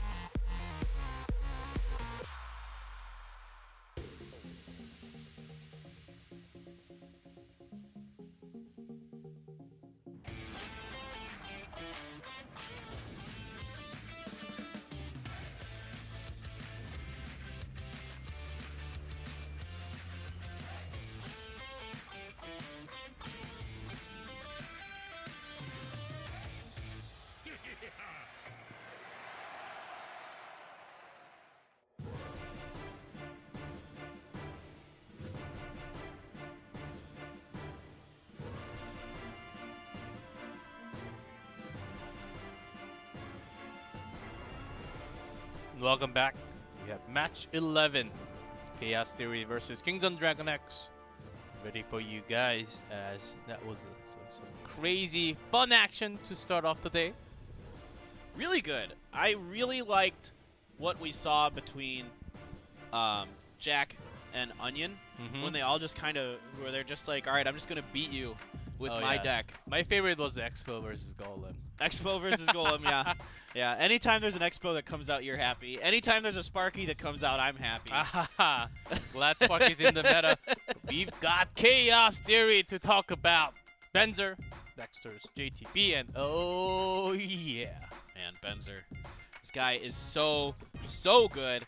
Last week, taking down Jack from Fav. So, in a 2-0, in a pretty impressive 2-0. Yeah, right now, pretty high up there in the global ladder right now, in top. It's like 9th. Yeah, when top I 10. checked before the broadcast. Yeah, a few days ago, he was also like top 11. So he's always up there. It's like close to 7,200 something. So it's quite crazy how high he's up there. He plays a lot of 1v1, but let's see, because we've got Kingzone here, and that's not that's a different face in Kingzone. What's he doing there? True Fast? True Fast. He's our new guy. We saw him in the King of the Hill last week, and he did win one game, but then lost his next game to TNT from OGN Entus. So this Kingzone team is kind of interesting to me. Alpha won his 2v2, a 2-0 against Victor, who was a specialist that OGN Entus has brought here to Korea. He's a non-Asian region player. So, you know, props to him. He played really well last week, and he was looking quite good. So I think there was a lot of question marks about this Kingzone team coming into this season, because they are pretty much our newest roster, right? They've only got one member here, and that's July. That is from their old team before Expo Master left for OP.GAMING and this kind of thing. So here you go. All right, so the 2v2 here is JTV and oh yeah. So they're switching out Dexter from last week, and they're putting in oh yeah. And yeah, it was usually Dexter, and I believe was it Trainer Ken that played a lot with Dexters together with the duo. But JTV, oh yeah, trying out some new duo. Of course, the Tornado Ban. Smart thing to do for 2v2. Kingzone Alpha and Nuri together, banning out the Baby Dragon. Okay. Actually, a lot of Baby Dragon bans here. Benzer banning the Baby Dragon again. And this one's going to be a nice 1v1 and some speedy action, because there is no Miner. No Miner. We saw a lot of Miner in that last match. No Miner this time. I'm okay with that. I like seeing that ban. It makes things kind of a little more. Yeah, it could be a lot more building based, or some really heavy deck based. I think we're about to see that in 1v1. So really nice lineup, and set of bans actually making the matches really interesting. Tornado just gotta go. Yeah, it makes 2v2 just so weird, because when you think you have all the attacks, like, oh yes, we're about to get the princess. There's no way of defending in the tornado. Yeah, and then you activate that King Tower too, and you're like, oh boy, that went well. All right, so but the Baby Dragon here is kind of the more interesting ban between the two. So that, you know, it kind of makes things a little interesting, because you don't have that really tanky, cheap way to deal with things like bats and skeletons and that kind of thing. And some goblins too. So Baby Dragon's actually in a lot of the decks right now, because it used to be a very underrated card, and not many people actually cared about it. Now that with the Royal Giant, it just cleans up a lot. It tanks a lot of the shots, so that the Miner or the Goblin Barrel or anything small that can connect to it, it connects to the Princess Tower, and does a whole lot of damage. Yeah, and it can't be lightning straight away, right? So it's really good for that. It's got a lot of utility, like we've talked about before. It's got a lot of hit points. You know, it's great behind those tankier units like Lava Hound, Royal Giant, Golem, because it can keep the smaller units off of them. And here there's Alpha, but on a sheet where he introduced himself, he wants to come out as a 1v1 player. But he wants to have all kill for King of the Hill, but for now he's stuck on 2v2. It's kind of interesting to see this. I mean, we see this a lot, especially with these teams here in Asia where they'll rotate their positions around. Oh yes, until they have a set duo and a set ace player. Yeah. I think it's too early of a season to actually keep everything on same as the day before. I think all the teams are really trying different things right now. Yeah, and the difference is if you're one of those lucky teams that does have the ace, like Chaos Theory has Benzer, then you don't have to worry too much about that. But Kingzone, they're a new unit. They got to figure their things out here, and we are thinking about doing a 2v2, maybe. Yes, but as we see a staff walk on the side of Chaos, maybe we have. Wow. Because I heard the music, but you know, with the music we have the special effect on stage, and then we know that we're going into the game, but we haven't seen the special effect, so I knew something was wrong. Yeah, we didn't get the compressed air blast. Yes, that's it. I guess that's what it is. It's probably a little some kind of gas. Yeah, some kind of gas. Some kind of gas that doesn't affect the body. Let's hope not, at least. We're not trying to poison our players here in Clash Royale. No. League Asia, I swear. No poison. Never. No poison spells. No poison spells? No poison spells, please. What if we had a poison wizard? How cool would that be? A wizard shoots poison? Yeah. How We've broken got, would that be?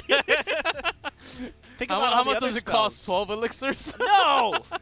You can't have 12. That's cheating. I know. That's why I said 12. No, it'd be like a 4 or 5 elixir, like, you know, maybe 3 or something. And it doesn't slow or have anything. It just does damage over time. So after it dies, it still does a little extra damage to the unit. And you know, maybe it's like a splash, AoE. Like a very small area damage, yeah. maybe. I think that's possible. That's what I'm talking about. From the camera, I think we're ready, yes. Woohoo! Let's get it going. Well, it's 2v2. No Baby Dragon. Does make it a little interesting if you're playing stuff like Royal Giant and the other heavier things. But we'll see how this plays out. Just an Ice Spirit. Womp. Jumps on you. Doesn't do much. Yeah, I think both teams are waiting for the opponent team to make the first move. The Lumberjack plus Balloon, they're going straight in. Along with the Miners, so they're trying to go for the death damage at least. They had to use the snowball because the Inferno Dragon locked onto the drops one. Oh my gosh, it got one drop. Oh man, I thought that was not even close to being stopped. The Electro Wizard was a little bit too late. That's why they want to pocket. Go straight with the giant skeleton. The giant skeleton. Here it comes. No, not even close. No, it's not close, but the Inferno Dragon does lock on and gets a decent amount of damage here as well. So Bats coming down, cleaning up that Lumberjack. RG! Yep, of course, the giant. RG. No rage on it, though. Yeah, if you see that giant skeleton, you can pretty much... Oh, no rage on it, but not too many elixir from Chaos, so they will take few shots at least. And this rage is also wasted because of it. Yep, that's another wasted rage here for Chaos. That's 2 we've seen them drop that they haven't been able to utilize. So, we've got a balloon for Chaos. We're waiting to see what else they might follow that up with. There's quite a few possibilities still. I think they have a lot of spells ready, because for the balloon to actually get to the tower, they got to remove some Inferno Tower or something like those. So I think they're getting the towers ready. Okay, there's the Earthquake from Kingzone. Yep, really nicely played here by Kingzone. That Rojan is the rage. Pretty healthy. 2 shots. Ooh, down to 652. Yeah, those bats try to chew through the Royal Giant, but it's not enough to prevent more than... And using the rage for the last second. Here comes the defensive bats and the Mega Minion. Yeah, no room for that balloon to maneuver. Not even close. Kingzone was ready for that. Yeah, they were very They knew that was coming. Just completely blocked it there. Miner did some damage. Okay, so it's really just balloon here. It Giant looks Skeleton's not going to defend against it, but okay. Oh, nice drag. Okay, we've got the bomb tower here that's going to keep the balloon busy for a little bit. Rage does go for a long time. Yep, balloon does not get to do a drop there. Royal Giant's doing his job here on the bottom right. He finishes it off. Goodbye. So, but that top right tower for Kingzone is precarious. So Kingzone dropping a lot of things beforehand because they can work with time. Yep, it's going to take another fireball. There's a freeze spell, but it's not enough. And Miner didn't do too much. Too much. Too much defense 84! Here. Oh, do they have anything like the fireball? No! Oh. And if the miner did, I believe, 2 more hits, that would have been towered down. But great defense by Kingzone. Also, 1 more death damage from the balloon or any type of those attack damage. Could have been enough, but great defense by Kingzone.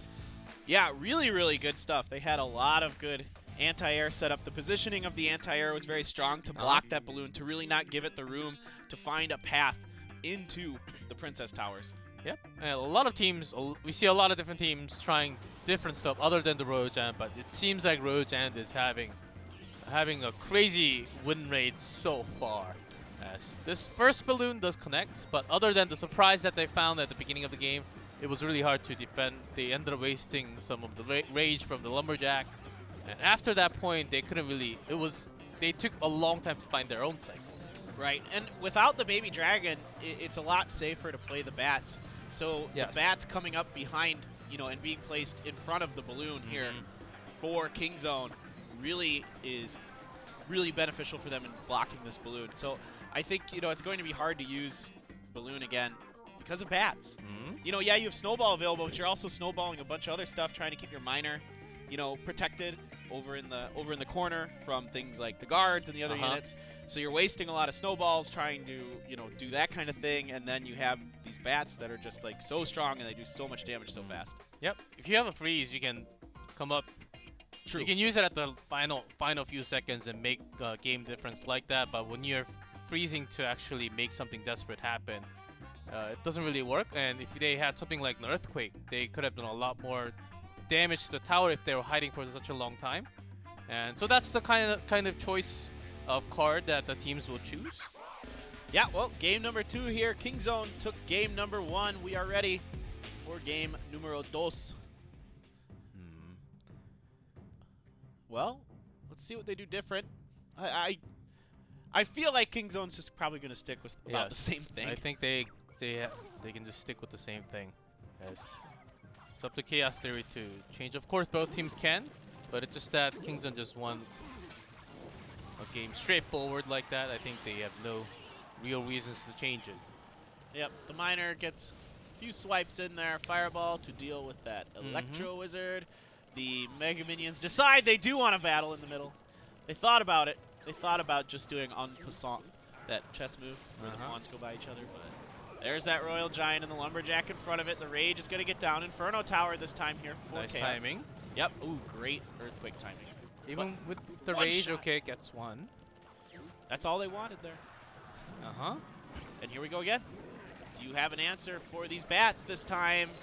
That's what I want to know. Early freeze, nice knockback from the snowball. And the damage is enough before the tower. As Nuri just nods his heads and just says, okay, we've got this. Balloon freeze again. Yeah. Alpha looking very confident as well. He has yet to lose a game here in Clash Royale League Asia. And I think their Earthquake spell is really working for them together to get the Inferno Tower and also pushing their own Royal Giant. I mean, I just feel like with the way the meta is, you have to have at least one Earthquake or Lightning. Here comes again with the Lumberjack and the Balloon. Do they have anything else? Okay, this time a Fireball instead of Freeze. They tried to push it into the tower. The bomb doesn't even get there. That was crazy good defense by Kingzone. Yeah, did it not catch damage? Was it just from the miner, I'm guessing? That's just all minor damage. Okay. The bomb didn't get close enough to do damage. I thought it was just close enough. Oh, it was didn't really see 100%, but here comes the surprise push on the left. Only a Lumberjack for now. Yep. The giant skeleton there absorbing a lot of the damage from the Inferno Tower, plus the Earthquake there. So a few more shots do get off here for the Royal Giant. These guards are coming through, though, all raged up with the Barbarian. They're doing a little bit of Double damage. Balloon! And here comes a gigantic push. I believe they have the freeze also ready. Not enough elixirs for now. Get that Rage.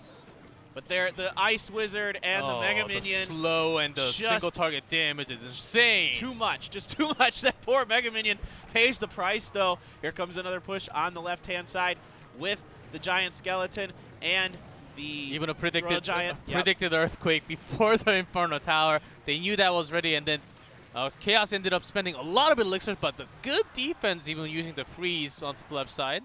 Yeah, being forced to use freeze defensively, not not the most ideal of situations for them, but they're having a really difficult time getting balloons over on the right. This time, seeing if they could find another way. There is just no room to maneuver here. Kingzone's defense is so good. Oh, just not quite getting there again. Not exactly. Miner did some damage, but still ways away. 1,500 left, and here comes Royal Giant. And Giant both ends pushing once again.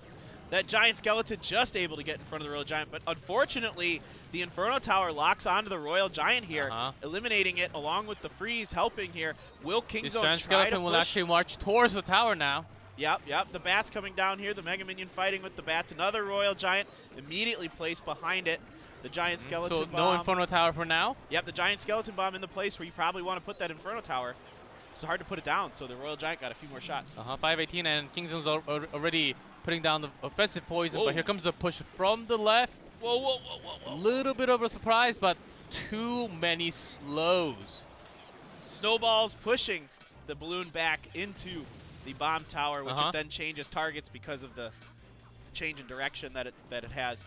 So the Miner gets quite a bit of damage on its own, though. Here comes another push right away. Both teams trying to bridge spam here. The E-Wiz comes down, trying to deal with this, but the Frost here out of range of those bats, so they clean up the balloon. I think they have to really line up the Giant Snowball along with that freeze to remove the bats first. That's the main problem for the balloons not attacking.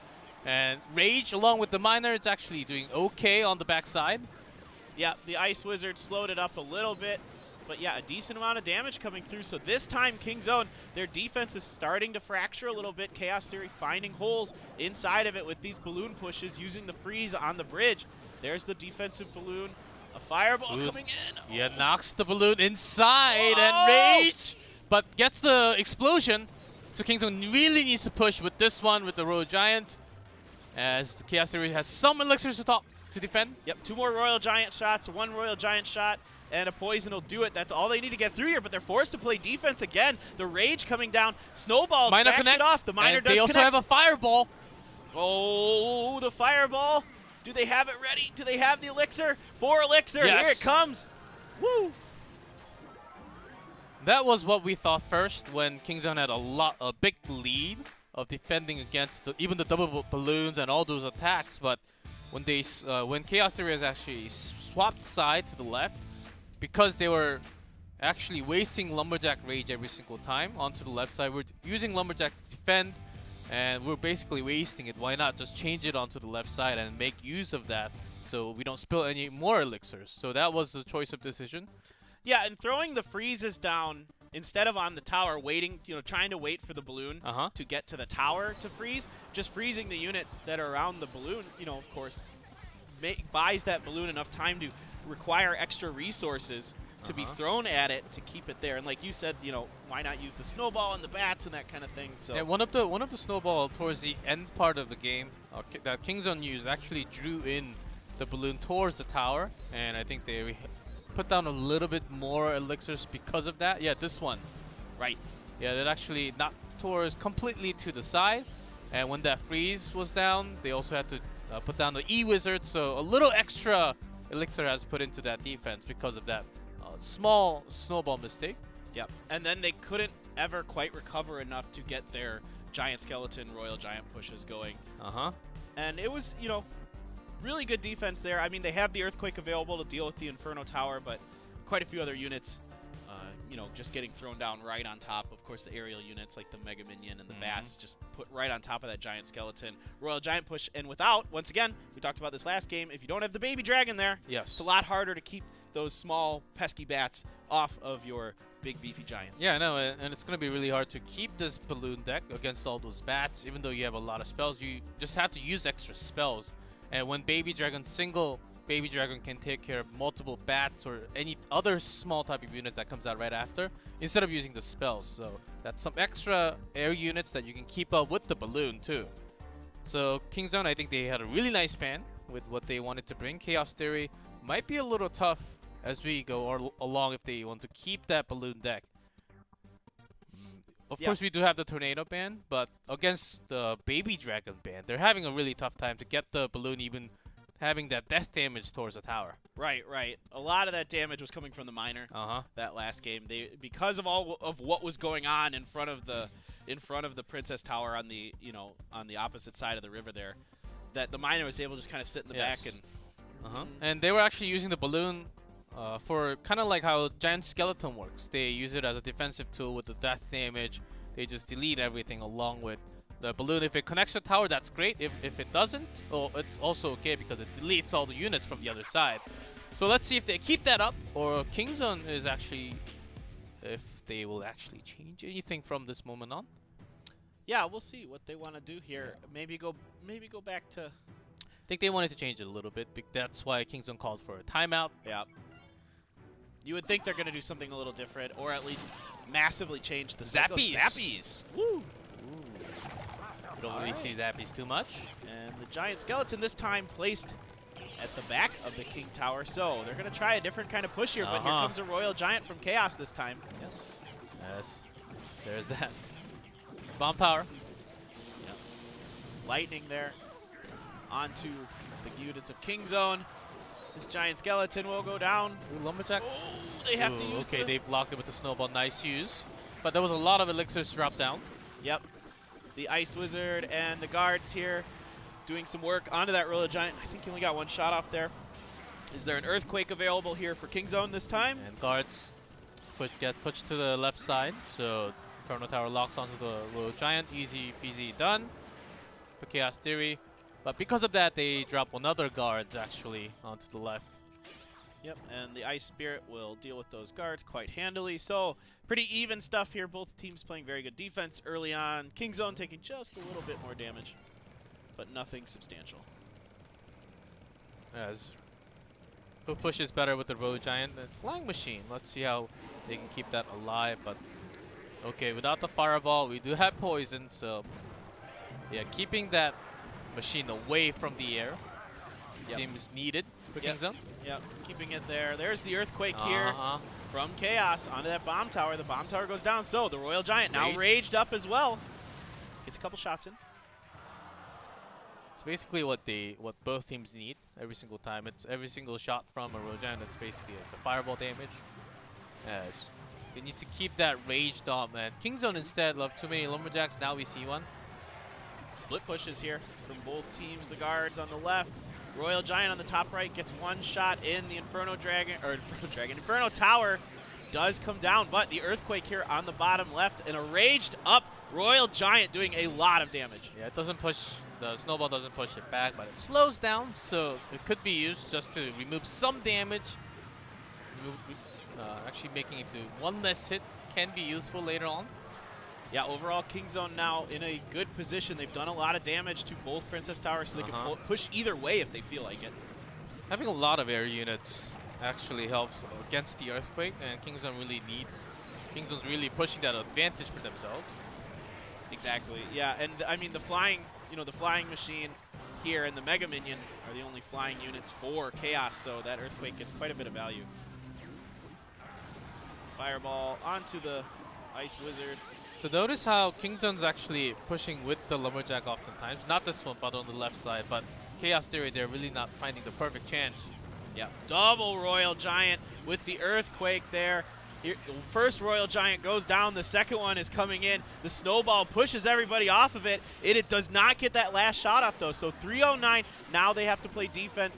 Guards and Mega Minion. Then the double Royal Giant with the Earthquake. It's just going to be enough as they're feeling it. They have all the damage. They just have to defend against it. But the Royal Giant actually doing a lot of damage, and then one survives. And KOTH with that gigantic push with everything that they had at the final moment. Okay, spells are coming in. We got to put everything down on the board. And they actually take the win. Now he's getting a piggyback ride from Oh Yeah.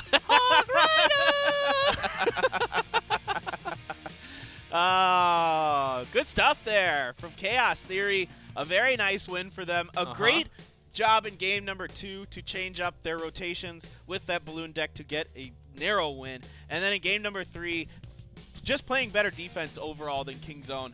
You know, because Kingzone had that first double Royal Giant push, but Chaos Theory was able to get enough damage onto those Royal Giants quick enough that they pretty much just melted, and there were some units blocking their movement path as well. So they weren't able to really get up there, and then it was an open bridge. Yeah, those are some of the difference. Sometimes if you place the bomb tower right on the bridge, it does the explosion damage after, which was buffed majorly in the couple patches ago.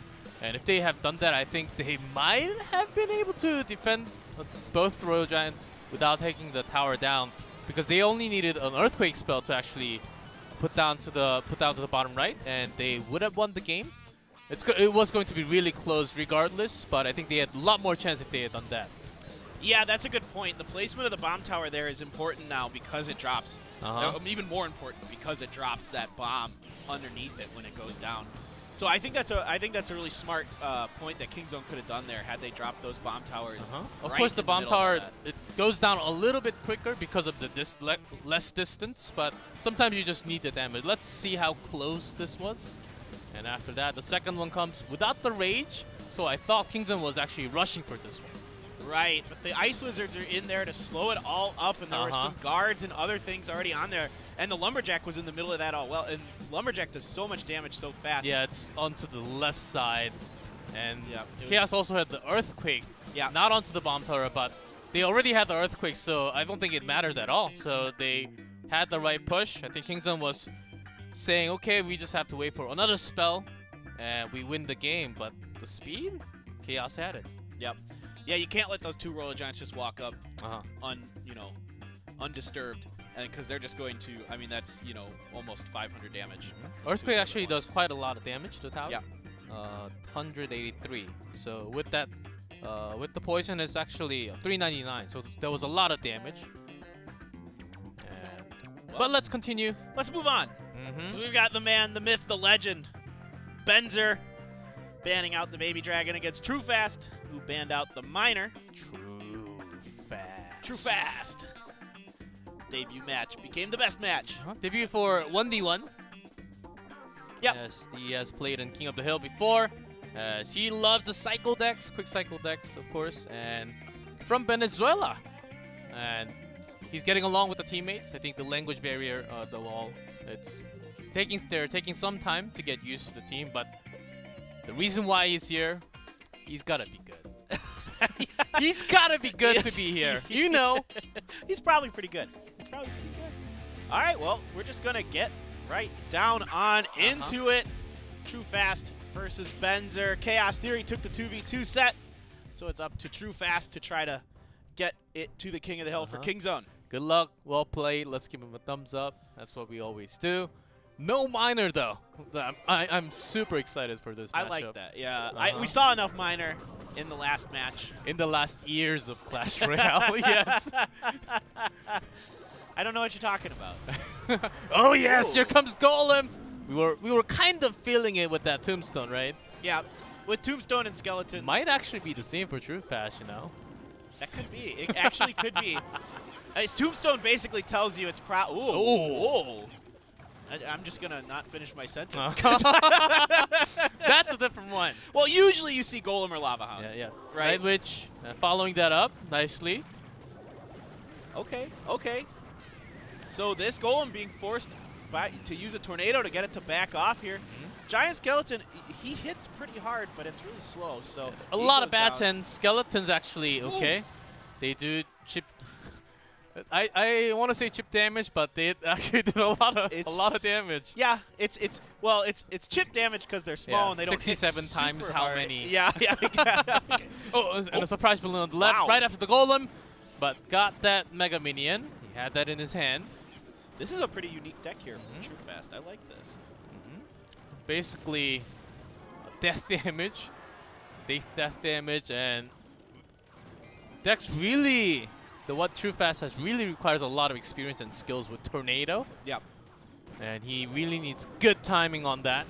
Right, you're trying to, maybe use that Tornado to pull stuff into the Giant Skeleton's bomb, or maybe the Balloon's bomb if removing that Golem's death damage is very important, as still he's getting some damage from those little ones because he doesn't really have anything like the Baby Dragon. Yeah, we haven't seen a unit that is particularly good at dealing with the Golem. Well, Baby Dragon is banned, so... Yeah. And we're not gonna have like Dark Prince coming into the meta at all. Yeah, I mean, a Prince would be nice to have here in terms of dealing with the golem, but there's that freeze on 1v1. This fella's gonna connect, boy. Oh no, it's gonna get its second one. There it goes. Benzer's tower goes down in that freeze. Okay, he's gotta make it with this golem push. TrueFast did use a lot of elixirs for that push of his own. Yep, an early pull. This golem might actually connect to death damage. No, it does not. Nope. Just out of range. I think TrueFast might have done it here, saving 13 seconds. It is so close. 866. Did the flying with no, it does. It connected to Giant Skeleton. Giant Skeleton. Wow. All right, I love it. TrueFast. And another manner freeze. That what he has left, he can do it. And that's the first game. Nice to see freeze in 1v1. We don't get to see it a lot. Not a lot, but a lot of players from, especially what we can refer to that's happening right now is China. As there's some, not a lot, just last second freeze in 1v1. And when I was talking to Jun and Yungela, the green commentators, they were saying freeze in 1v1. Yeah, actually, it does happen sometimes in China. And look what we have when the miner is banned. You've got to be expecting something crazy, something cheesy that doesn't really happen too many times. Yeah, that's great. Really nicely done there by TrueFast. I think probably even fooling Benzer a little bit there with that freeze. He didn't really seem prepared for it, you know. I know Benzer was actually, with the skeletons and bats, he was doing some damage, Golem taking all the shots, and before that explosion from the giant skeleton, was connecting some damage. He got about 1,000 plus done, but that freeze was kind of unexpected. Yep. Great stuff there by TrueFast. Let's see how Benzer turns it around here. This guy is quite good. Can TrueFast pull a sneaky one on him again? A little bit of, you know, it's not like you have anything that's really cheese in Clash Royale, but I guess that's freeze is about as close as it gets. Heal. Heal. Heal. Nobody uses that. G-Clef. I thought it changed. We saw it for better reasons. Well, we saw people. Anyone, guys. We saw people try to make it work in 2v2 last season. Oh yes. But, you know. It was pretty. It was. It's pretty. It looks nice. I like the effects. Yeah, the effect is cool. Like how it looks, like the visual effects. Yes. the actual in-game effect, not so much. Not so much. So, there will be. I'm hoping there will be a day that we see heal coming, just like Earthquake. I have big trust and faith in Supercell that we're gonna have all the spells being used all the time. And look what we have with the minor ban. And what else does he have though? Yeah. He's got the first one down, and that's a good start. A great start that he wanted. Got like a clone deck for us next. We see that every once in a great while in 1v1. Clone in 1v1. Just bring me more. Bring me more of this craziness. I love it. Oh yes. As we get through the league, I'm pretty sure we're gonna get some wild decks like this coming out. Not just the meta decks, of course. We have our meta revolves around Royal Giant right now. Let's see what happens when it's not really being used. Let's see. We even have Sparky in the meta. Yeah, well, because of Goblin Giant, yeah. Yeah. There's a couple various Sparky decks you can run with that Goblin Giant. So we have the Mega Knight. So we have a lot incoming. Archers. The moment I see Archers, I always think about Expo. Yeah. And right after, it's the Mega Knight. Ice Golem here. Hog Rider. Ooh, the Earthquake. Yeah, with the Earthquake, this is the Hog Cycle. Yep, the Hog Cycle with the Earthquake. We were talking about this one. That is a lot of Hog Rider damage. Oh my goodness. Those bats coming in there as well, getting a few swipes in. Oh, you know, if the bats connect to the towers, even 1-2 shots, they don't do crazy amount of damage, but still, it will go down. And the Tombstone will just be deleted, and even the skeletons with that Earthquake damage. Yeah, that's a witch. Wow. So another kind of unique deck here from TrueFast. Another card we don't see a ton in Clash Royale League Asia, at least, is the witch. So the Ice Golem out in front of the Archers. The Poison here for that. He switches lanes this time. Tombstone is ready. to defend. Yep. Will we see the Earthquake? Not this time. And not this time because he only had the Hog onto the other side because of that Witch on the left. Ah, right. Benzer is waiting for that right timing. But still, Witch actually scratched a little bit onto the left. TrueFast is looking for that slight crack that Benzer might not be able to have the perfect defense. So this is a really interesting matchup here. Yeah, I like it. Okay, this time we might see the Earthquake, but the Lumberjack comes down this time for defense. Lumberjack does a really good job against the Hog Rider, only allows it to do one swipe, really drops its rage. So we're going to have something. There's the Spear Goblins. Yep. Just as perfect response because you can't get a swipe from the Mega. Golem. Makes sense here behind the Witch. But using that time, Ice Golem taking the shots, Hog Rider free ride to the tower. Yep. The Barbarian the bats. Just getting in there is that Electro Wizard. All right, there's that Inferno Tower for the defense here. An Earthquake used to clean up the skeletons. Exactly, and to slow a little bit for the Inferno Tower to connect. Yep, it knocks the Golem into the Golemites. The Archers coming down here to help with the defense. Bats as well. The Snowball pushes everything away here. The Witch gets a little splash damage there from her shots onto that goblin, that Spear Goblin. Not bad, not bad. As Benzer's really also thinking about the poison that could come in any time. And splitting all his units down, and TrueFast really going in with the time as he wants to get this one going with the Golem, but no real follow-up like the Witch. Yep, one Spear Goblin walks his way into the poison. He will die, but Inferno Tower does its job, eliminates that Golem.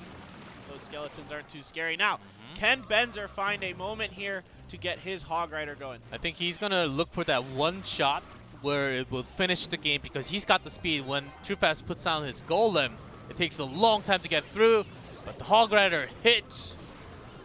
One time and you get the damage from the Earthquake as well. Yes. So he's just got to keep finding ways to keep the pressure on so that TrueFast isn't able to drop the Golem again. I mean, he's got good defense for it regardless. But here he goes. So TrueFast can't really find the timing to put down the Golem. He knows that he's going to lose the game if he does. So he's onto a defense mode. And Benzer's got this in his hands right now. So TrueFast going for that final move, but got that Inferno Tower ready. Yep, it is down to 208. So another hit. And then an Earthquake will get this. It is not. Is it? It's not quite enough. I was going to say, I'm like, it's not quite enough. And the snowball. There you go. Yes. Just a little below 200 for that Earthquake. And Benzer was pushing in really hard because TrueFast, he didn't really have timing for the Golem to actually push when when TrueFast's own tower HP is that low. So that was a really cool one as Benzer's got that ready as he's been on top of the ladder. He's seen all the decks and how the cycle works. As I think we're gonna see a lot more of that Earthquake Hog Rider deck. Yeah.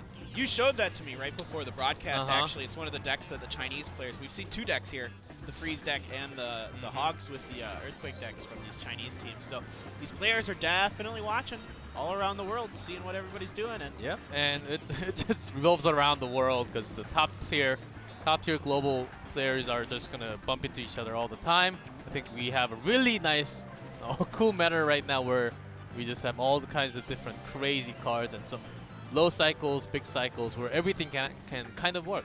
Yeah, I mean, we do see a lot of standard play, but we also see, you know, a good amount of new things every week. We see some different stuff from these teams every week. Little wrinkles, little changes in their decks, you know, like on the Minor Prince deck, you know, some little changes in that, using the Fireball or changing some cards in and out of there. Yeah, there's some wild ones with the similar one with the Earthquake Hog Rider, but with Barbarians too. So we could expect any kind of small switches of cards. And it's really getting exciting to see all these types of different decks. So we're tied 1-1 though. Who's going to take it? And a fairly standard deck there from TrueFast. Just the Witch instead of the Night Witch. Is really the As Witch did get that major buff. Yeah. With the extra set of skeletons at the end. Right. It does come out from time to time. Yep. So both players with an Ice Whiz. Some skeletons out there here for Benzer. It was just a little bit unfortunate because if he had the Night Witch, the Earthquake doesn't attack this, the bats. Skeleton does. Here comes the graveyard. Yep, okay. So far, pretty well handled here. Another Ice Wizard for Benzer. So a little bit of damage comes through, but not an insane amount. Just under 500 damage. I'm feeling it. Yes. The moment I say it. Yes, this has to be the Expo, as Benzer does like to play Expo, and he's been playing this deck. Man, 3 Graveyard times Goblin already? Hut. I haven't seen that deck in a while. Yes. It's okay, but he can tank. He can also tank the Expo shots. Yeah. It's up to the cycle, so TrueFast has to watch out for his graveyard timing. As Expo can actually help melt on those skeletons really easy. It's got long range, so the graveyard might actually not do anything when the Expo is up there. Ice Wiz on the left side here. We're trying the Expo onto there immediately. The Goblin Hut comes down and, like you were saying, tanks a lot of damage there. But the Ice Wiz getting some shots into it as well. Here the Poison onto the Expo. That Ice Wiz on the right goes home. Ice Golem doing a great job doing its thing, kiting people around. But just to think about the extreme of how TrueFast has been playing it, I think... Oh. That's interesting. When they say good game, that usually means they found a way to win. At least they think they have. Yeah. We'll see. As Benzer with that graveyard. Yep, the Not Ice Golem taking some here. damage, and Expo hasn't really been connecting too much. Yep, he's trying to find a way to push here. But it's usually with the Tornado, as he's already has a poison for TrueFast, but just knowing what he played before, it might be freeze just in case. Could be, could be. And Expo not really connecting because of all the Ice Golem, all the unit settings that are being put down. Right, there's just in so time. much tank. Once again. There's just so much stuff. How does Benzer keep that Expo and connect the damage? He's got to remove all the ground units first, but just in time Ice Golem drops down again. Yeah, I mean, there's just so many cheap units that have a lot of hit points to just soak up all this Expo damage. He just keeps flinging stuff at it here. All right, he throws down the log. Here, there's that tornado. But this one, with that tornado, it does connect some. It's not going to be major. But that's a start. But if you know that the one side is damaged, you can kind of expect where the Expo is going to be placed next time. This one's very not expected. Yeah, he just goes right for heavy defense with this particular Expo. So he gets poisoned by TrueFast. You can kind of see TrueFast kind of, turning his head a little bit on that. It can't be too towards the center because the poison's going to hit the right tower at the same time as the Expo. That's why Benzer actually got that off there. Sure. And he's going to have his own, and it's going to be kept like that onto the left side, right square away from that bridge. Yep, there's that Goblin Hut again. So Benzer's just got to find a way to whittle this down ever so slowly. And so far, he's done a good job ever since we've gone into Double X Elixir. He's able to just kind of cycle these Expos quick enough. Yeah, I think Benzer's looking for that timing to use that tornado to pull or push the Ice Golem, but TrueFast knows that, so he's giving him no space to actually pull that away so that Expo connects. So real high skilled play coming out from both these two. Yeah, and that log not able to connect there for Benzer. That's actually a little bit of a big deal right now because he needs all that extra chip damage that he can get. Now going for that center, but if you go for that center, you know that the Mega Minion is coming directly. So there's that tornado to get the extra damage, even getting the log, but of course TrueFast knows he's going to put down he has extra set of elixirs for that Expo. Yep, he's being very wise with how he's waiting to place things. Yep, there's that Goblin Hut right away, right before Benzer's Expo comes down. The poison as well. Ice Golem, there's the rocket. Makes sense. That's pretty typical there at the back pocket for the Expo deck. The Spear Goblins, though, are going to get a few chucks in here. Yep, that doesn't really matter as he's concerned about the right side a little more. But that's a second set of Hut now onto the left side. That's going to be chip damage from this moment on. Yeah, he's got to get it enough that he can safely rocket at the last second. We've got about 45 seconds left, so he just needs to play defense, not let those poison cycles get through. I like the placement on this Expo because you can't get a lot of goblins. Few more damage, and the graveyard onto the right. Benzer, what does he focus on right now? Onto the right side a little more, but the real damage comes in from the left. Another log. Oh my gosh, that's so much damage from that graveyard. That puts him outside of rocket range, so it looks like TrueFast will be able to hold out Benzer. Not enough time, and there it goes. Says good game. Thumbs up from Benzer. TrueFast was a really great player on this 1v1. Some really intense moments and use of spells, expecting what spells that opponent's going to use from both sides. I love the placement, just predicting what can happen, just reading the opponent's cards and what could happen. And sometimes you forget when you just play, when you focus on your own things, but having that kind of experience for both players, I think we had some really high-skilled Clash Royale play here. Do you think that maybe that rocket was just a little too early? He sent it out with about a minute left. I think by that time, Benzer knew that his cycle wasn't really working. He wanted to change up something because he was going to lose if he didn't do anything anyhow. But it's okay if you kind of keep it even until the last second there, right? But if you don't get it down to like 432-ish, the rocket... But I'm saying for like when the overtime time just completely runs out, right? When it comes down to just Princess Tower damage. But still the difference between his own lowest and TrueFast lowest was over 400 difference, I think. So that's why he didn't really hold on to it. I want to see it again. I thought maybe it was a little closer, but maybe not. And the moment you use the rocket, and TrueFast is going to have another time to actually use the graveyard. So I think he was really thinking about the counter card that was going to come at that timing, because you know which card he's holding on to. Right. So there was some really good amount of brain action there. Yeah, well, it's so tough there for Benzer. I mean, there's just so much that can absorb all of this damage from these expos. Yeah. Okay, here we go. So he's at 122. So right here, right, he had already used the rocket, and it's only about 100 difference between the two. So but that's also the reason why TrueFast got some elixir lead, and the reason why he was able to put down another hut after. Right. So TrueFast, he was really using the situation well. That's what I'm saying. Like, I guess you're right. Benzer's put into this really hard spot. Oh, look at that. That's the future of Clash Royale right there. Kids love this game. Yeah. If you are in Korea around Seoul, you're welcome to come down to OGN Stadium anytime. Thursday, Saturday, Sunday, and you can join us live, and you can watch all these players' action with your naked eyes.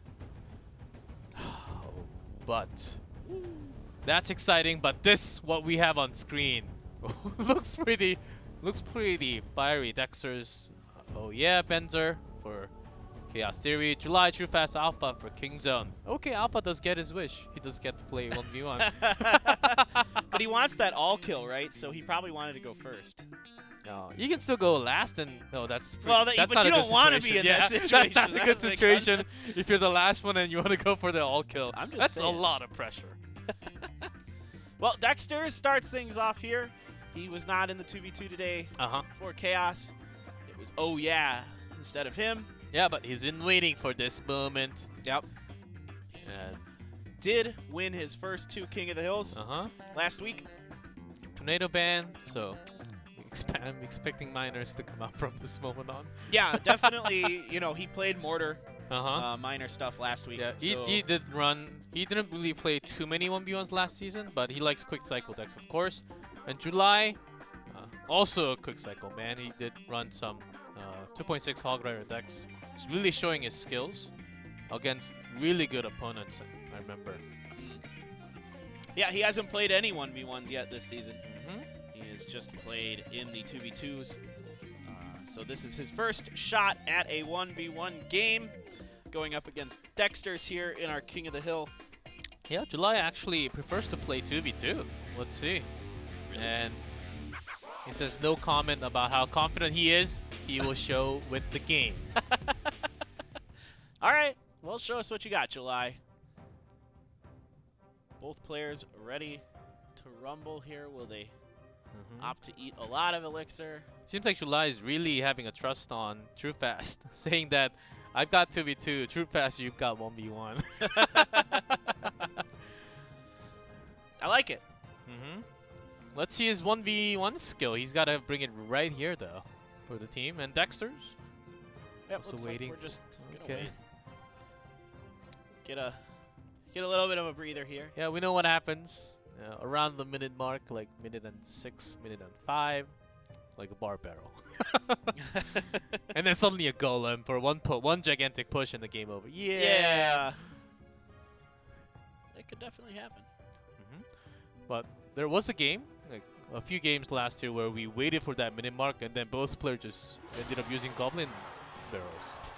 And then we were saying, what? Why did they wait all this time? I think they just wanted to wait until the opponent plays first. Yeah.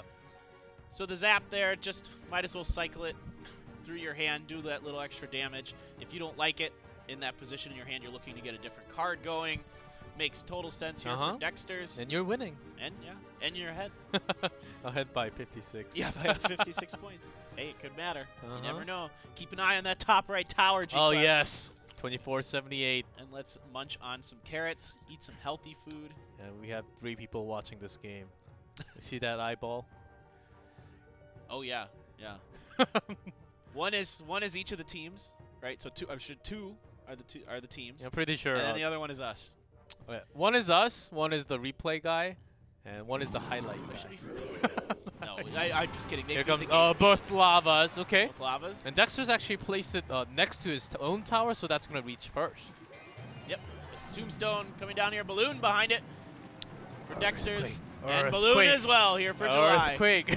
No, not yet. Nope. Fireball. Ooh, misses one minion. Yeah, that's a big deal. The Mega Minion here as well. And then the balloon on the left goes straight to the tower. Oh, it doesn't get pulled by the Tombstone. It was just far enough over, so it gets its drop in. But about the same. About the same, but the Lava Hound's still alive here for July. And the second balloon comes for July. But good pull from the Tombstone. But what else? Still, Lava is still too strong. 20 seconds for Dexter's also, but the right side has been taken care of by the Mega Minion. It seems like July has got this game. Yep, July pretty far ahead right now. The emote comes down from Dexter's. He knows that time is over. He needed that last balloon push to work. It did not.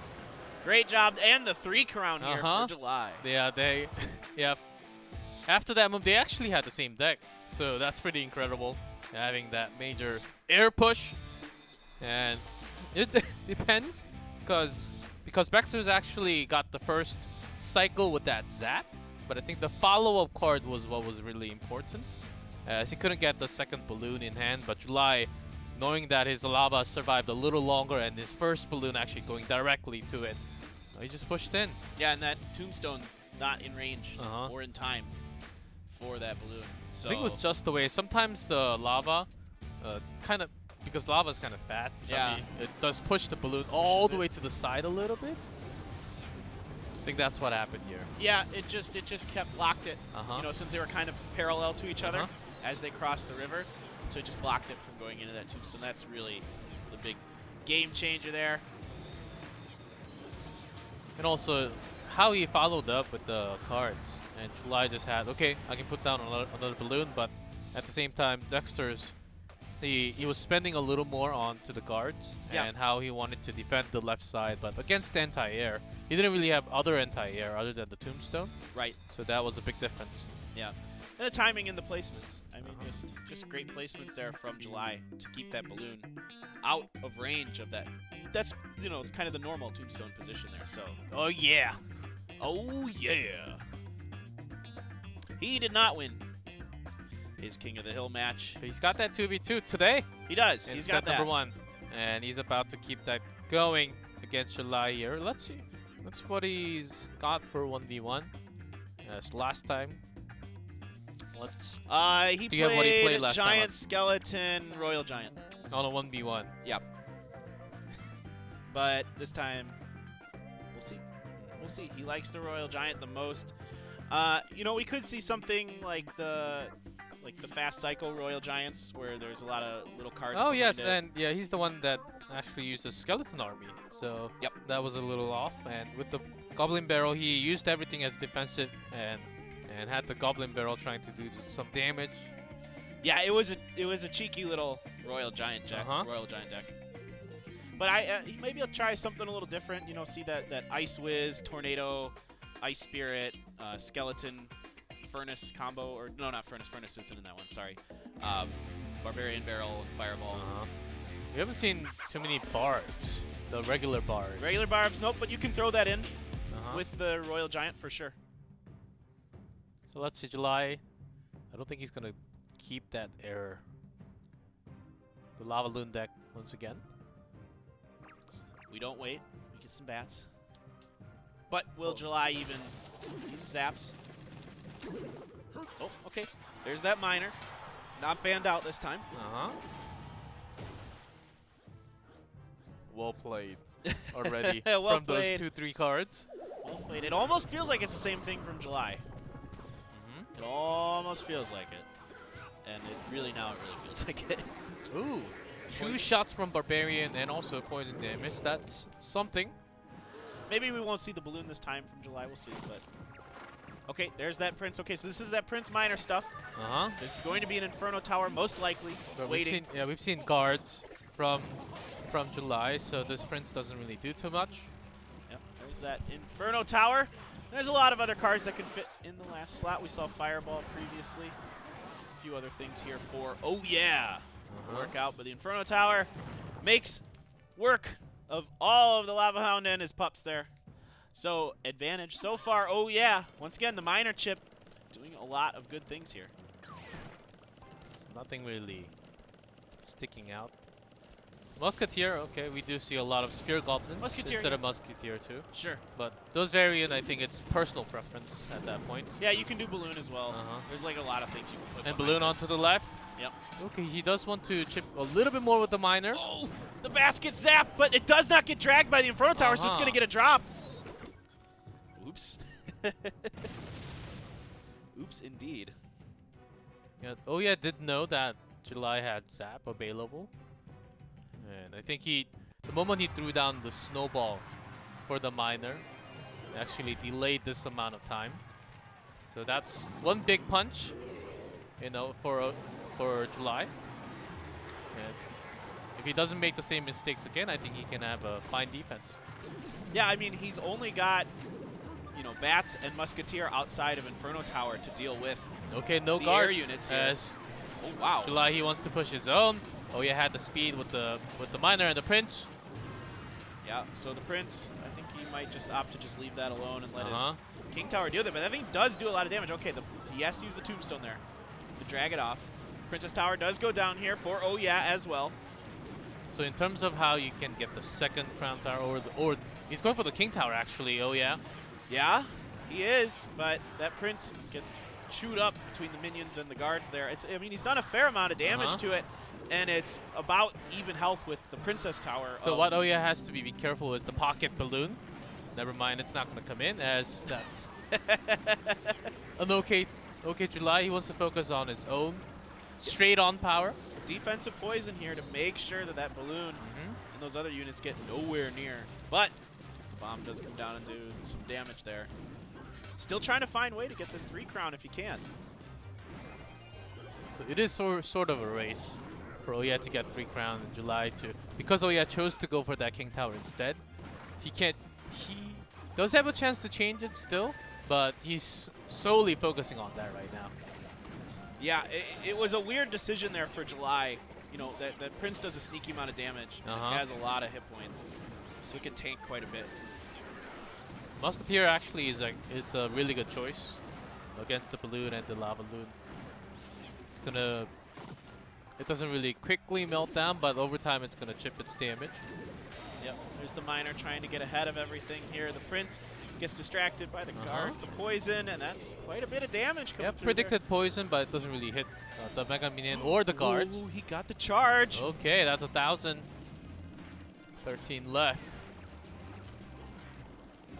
But the real push again comes from the lava, but the Balloon is a little too healthy. Here comes the Fireball too. Defensive poison here, and the Balloon does not get through. But this the is Mega Minion's doing damage, and the guards also connecting some damage, and this might be it. Yep, it's down to 52. Just the Fireball if he needs to. If or the a Zap. Connect. Or the Zap. Yep, 56. Yep, there you go. Zap.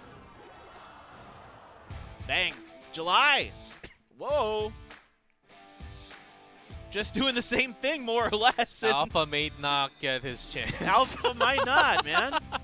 I mean, Does, I mean, so we've had Lava, you know, Lava Loon 2 times in a row. Does he just go, you know what? You know what, Benzer? Let's see if you can beat it. July? Remember him playing some air decks, but not at this many amount of rate that he feels this confident about his Lava Loon deck. Gonna keep my eyes on this one. I mean, I wonder if when you're preparing for this, if you're a player like July, who's a 2v2 specialist, and you're like told, okay, we're gonna put you in the King of the Hill. You know, you just pick one deck and you just practice it a bunch. And then all those cards, it's not really specifically banned out from all the opponents, so I don't think there's some chance that the Lava Hound might be banned, but it's less likely compared to all the other cards. So I think this is a really good deck to actually prepare if you just solely focus on one deck. Yeah, that's true. Not many of the cards in this deck are gonna get banned in 1v1s. So that's really cool. As comes Benzer, the last one up for Chaos Theory. He's got that potential to swing it around, but July is on a roll. He needs to be stopped for Chaos Theory to continue its King of the Hill. If any man can do it, it's this guy. He's been favoring those Expo decks so far this season, but... Expo decks against... What do you think? No. No? No. Okay. The balloon just destroys the Expo, and it's not gonna... It doesn't really work too well. And there are ways. There are ways. And some other Expo decks, it is not the only one, but most common one. Ice Wizard, if you slow it down perfectly, and if you use the Tornado well, you can do it, but Tornado has been banned, so I'm saying I don't think Expo really is the most powerful one. Yeah, for sure. But he's got a lot of other decks in his pocket, so bring that on. Oh yeah, he can play anything. There's no doubt about that. So I'm curious to see what he wants to do here against the apparent Lava Loon. We don't know for sure yet from July, but... Well, July, I thought he was a 2v2 specialist, but he's on a roll. He's a Lava Loon specialist. What do you... Get with the times, G-Clef. This is the now! Yes. All right. The classic deck. Match point. That we always see. July's got his power. Match point here. So. All right. A miner right away from Benzer. The guards not quite in the right spot, so the miner gets a few hits in. Good placement. I have a feeling that July kept the same deck just from the guards. I mean, yeah. I'd be shocked if he didn't. Benzer bringing Rascals. You might see the motor once again. Yep. Could be trying a little cheeky balloon thing of his It's own. a little more likely now. Yeah, yeah. With the Gob Gang, definitely makes it feel a lot more like mortar. Yep. Here comes that lava. Surprise. But. Yep. There it is. So the question will be how he gets that tombstone down so that it connects directly to the Princess Tower. Right. You have Miner trying to just get his chip damage in. There goes some minions here to deal with those bats. Minion horde here to deal with. But a fireball, a great fireball. +1 for July. The spear goblin's not going to do a ton of damage to that. But still against the lava pup, yeah, the lava pup's not so bad. Yeah. And the lava, no balloon yet. And this is an okay defense. Yep. Snowball there as well. So yeah, you're right. Not much damage coming through. And Benzer actually scratching overall a little bit more onto the right side too. So not bad for either players, and July still looking for that balloon timing. It's good to remove the motor with the balloon, but it's better to actually not worry about it and go straight to the tower. So July and Benzer are looking for different timings here. Total different timings, actually. Right. All right, Rascal's coming in here. Because those Rascal girls and the Spear Goblins actually do quite a lot of damage when they gather up. Right. Oh, okay. He's trying to find the right moment to fireball here, but those minions got really spread out, so he only gets 3 of them plus the Rascal girls. So that's why he has the minion horde. He wants to get that fireball out, so all the small units can actually just chip in and gather up to do a lot of damage to the balloon if it comes. Yep. Gob Game dropped at the bridge. Trying to deal with that. The bats get zapped. The mortar gets whacked. But it does get one shot off. Every single shot, it's a lot of damage. It's about 200 plus damage. All right, this time, right away with the minions on top of there, trying to find an offense. Zap was used. He has a cycle back. Yep. No, he got it there. And now this mortar, after this shot. Still has to go for skeletons once again. Yep, one more skeleton shot. And just in time. The cycle is actually pretty quick for July. And yep, yeah, it is now, especially with the 2x elixir, so we can keep those tombstones up. Good, fireball. Taking out the horde plus the mortar. So July having a little smile after that. Still doesn't find a moment where he can really get the balloon in behind it. The pups, though, get a little bit of the damage snowball there. actually pulled the minions into the tower, so getting a little bit extra damage here from Benzer. That's the balloon now. I was going to say, we might have to see the mortar used defensively a little bit here to drag the balloon, but it's still... Yeah, the Rascal girls can actually take care of it with some drag, so Benzer knew that timing was coming soon. Yep, really even stuff here, but the miner in the back. That's that has been the main problem because the guards has to be ready for that, but there are Rascals that July also has to take care of. Right, exactly. He doesn't have answers for both of those. The snowball comes in to drive the pups back. They get a few shots on to the tower, but not much damage coming through. Those Rascal girls and those spear goblins at the back of the gang do so much damage. And here comes the fireball with sneaky little some more damage that can be game as July's putting in his final move right now. As Benzer says, okay, I can bring down the Rascals. I just need some more damage. Cycle for fireball. Anything can finish it. Yep, here we go. He's got some defense here. He puts his own fireball down, hoping the pups can get there, but not quite in time. Benzer takes game number 3. This is what I find very interesting. Your confidence level and your skill, if you trust on it, you can use the same deck. But I feel like it's most of the time it's better to switch out to something else because the opponent can just be ready for this. I think Benzer just had perfect expectations of which cards were going to come out from July, and that's why he was able to react so fast. Of course, he can react so fast, but even faster because he can expect which cards to come out. Like the balloon, he has been holding on to it, but you know that's the balloon as the final card. Yeah, and it's kind of like, I think 2 times in a row is fine. When you do 3 times in a row, you're really pushing your luck. It's doable, but against a player like Benzer, not so sure. Yeah, but to think about the other side at the same time for July, he's got his teammates waiting. 2 more for his team, so what does he have to lose? Maybe he can prove to the world that his Lava Loon deck is something different than all the other players. And if he spent, his time preparing just for that, he's like, all right, we know you're going to be the King of the Hill guy. Just practice 1 deck. Just get us, 1 win. Hey, great. 2 wins, amazing. 3, well, then that's unbelievable. But favorite thing, look at the screen. Yay. Here comes the rematch. Yes. TrueFast versus Benzer. I'm really curious what kind of different deck TrueFast is going to show us. This time Miner is allowed, so we might just see the cycles with the Miner. That's totally possible, but what he's shown us is something different, some spicy taste. Yeah, we're seeing some stuff that we don't get to see a lot in Clash Royale League Asia. So that, the Graveyard Goblin Hut deck. I know that's a popular deck. Yeah, so I'm expecting something else. That's I'm expecting uncommon. something I don't get to see a lot in out of the meta. In the Asia League. Yeah, exactly. And so, of course, Benzer, he has a lot of experience, of course, but can, on a stage like this, live on a stage, can get you off guard sometimes. Yeah. Not expecting a single card. There are a lot of cards right now compared to years ago. And every time there's a new card released, pretty much, we find all these new crazy decks and different variations on things. And a lot of people said Earthquake does not. Oh, yeah. Earthquake is not a good card. No, as soon as Earthquake came out, I'm like, can I make this work? Because I hate buildings. They drive me nuts, especially Inferno Tower. We'll see. Which is a great card, of course. Ice Golem That's Ben. why you see it. Tornado Ben once again. Okay, he's going to keep it. Just the mortar again. All right. What has TrueFast got for this? The Knight, which could be a couple different things we've seen. The Musketeer as well.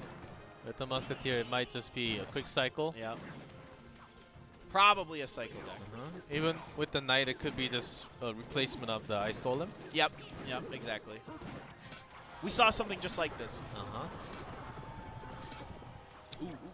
Even that poor Barbarian was so confused. I don't know. Yeah, even the Hogs are okay. And TrueFast, I think he's ready for that really Never mind. With that Is it going to be tombstone. Graveyard? We'll I know see. it seems weird. I'm making weird predictions now there are because a few TrueFast has got me. now. Yeah. There's a lot of different options we could run here.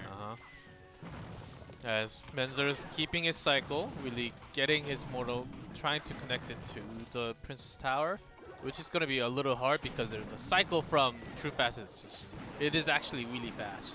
Yep. With Poison, I think there's a bigger chance with the Graveyard, maybe like you just said. But I don't think. Oh, that tombstone! Just a little bit away. That was nice. A nice guess there by TrueFast, but it was just far enough away that one skeleton had its battle with the miner, lost, and then the miner turned in. Still can chip into his own set of attacks, which may come soon. I think he wanted to use that for something else that we may not know yet. Okay, I just looked at TrueFast. It's Graveyard. Yes. We were expecting it with the Poison, yes. I try not to look at their phones because it almost feels... Thanks for the spoilers. Yeah. Now I'm going to say everything about the Avengers. You do not tell me anything about Endgame. I haven't seen it yet. I haven't had time, G-Clef. So, Iron Man. No! No. Okay. All right. One mortar shot coming up here, but the real story of this game so far has been that miner coming in the top right. Just slowly chipping away here for Benzer. Doing a good job here so far, keeping TrueFast. Not able to really find an opening to use that Graveyard. And the Moro's not going to really connect damage. I think Benzer really needs to find...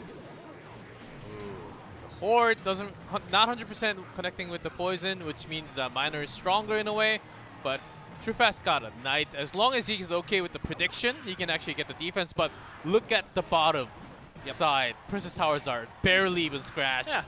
Almost 0 damage. So TrueFast is finding no space to use that Graveyard. No, there's just no openings here. Benzer's defense is just so good, and he's keeping enough pressure on TrueFast's side of the map. That's the important part. Look at that. Skeletons onto the right side. TrueFast is losing it right now.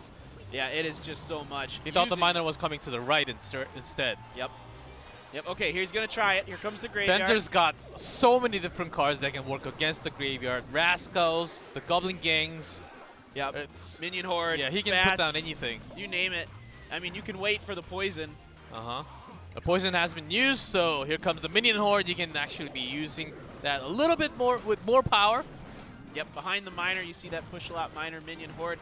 Fireball coming in to clean up that Musketeer and Barbarian.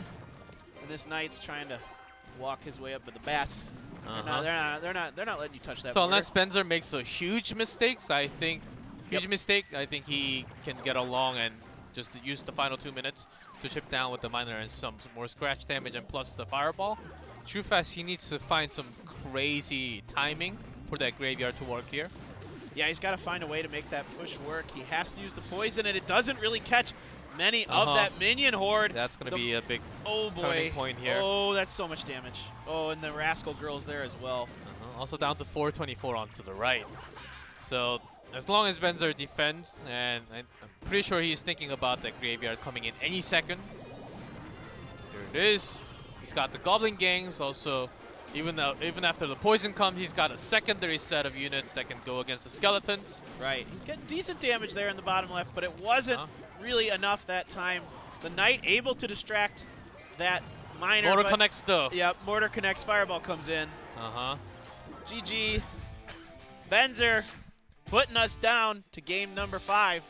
So the power of that miner model is that if you have the miner all the way in the back, and the opponent places the units all the way in the back, then if there's nothing in between the Princess Tower and the motor connects to the tower. And of course, knowing that it's easier to predict where the miner is going to be, but you got to defend both. So you end up wasting a little bit more elixirs to defend, and that's how Benzer ended up getting a little bit farther ahead every single time he used that. Yeah, and another problem that TrueFast had was that his only anti-air spell was Poison. The Minion Horde, so whenever that Poison needed to be used to go onto the Graveyard for that push, then that means the Minion Horde opened up and they can do the minor Minion Horde stuff or just the Minion Horde behind just about anything. and then it's a lot of trouble. Yeah, with the poison and also single musketeer against the minion horde, it's a little tough. Yep. Okay, Chip getting down 1 by 1, and Benzer is gonna have his streak tied up 2-2. The final player.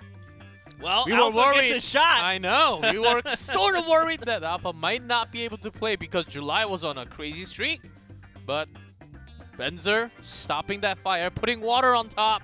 Alpha is gonna respike, ignite that fire once again for Kings on DragonX. I am super excited. Alpha shows a lot of emotion.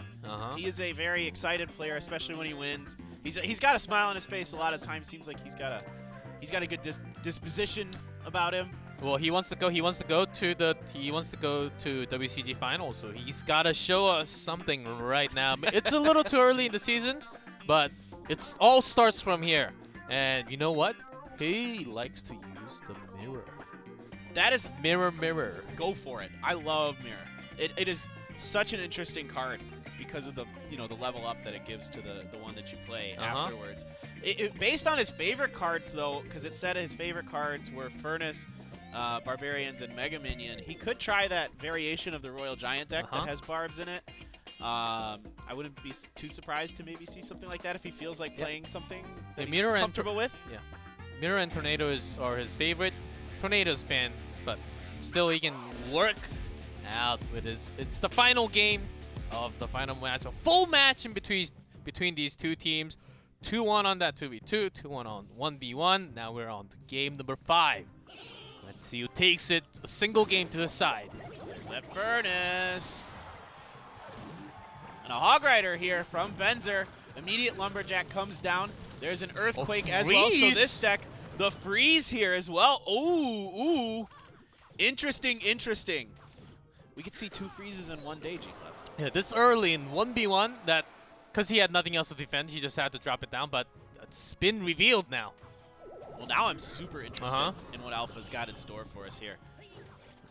Spear Goblins make short work of that Barbarian. So even though the Hog Rider didn't really get the damage done to the tower, but he got to see that freeze. I think that was the important part.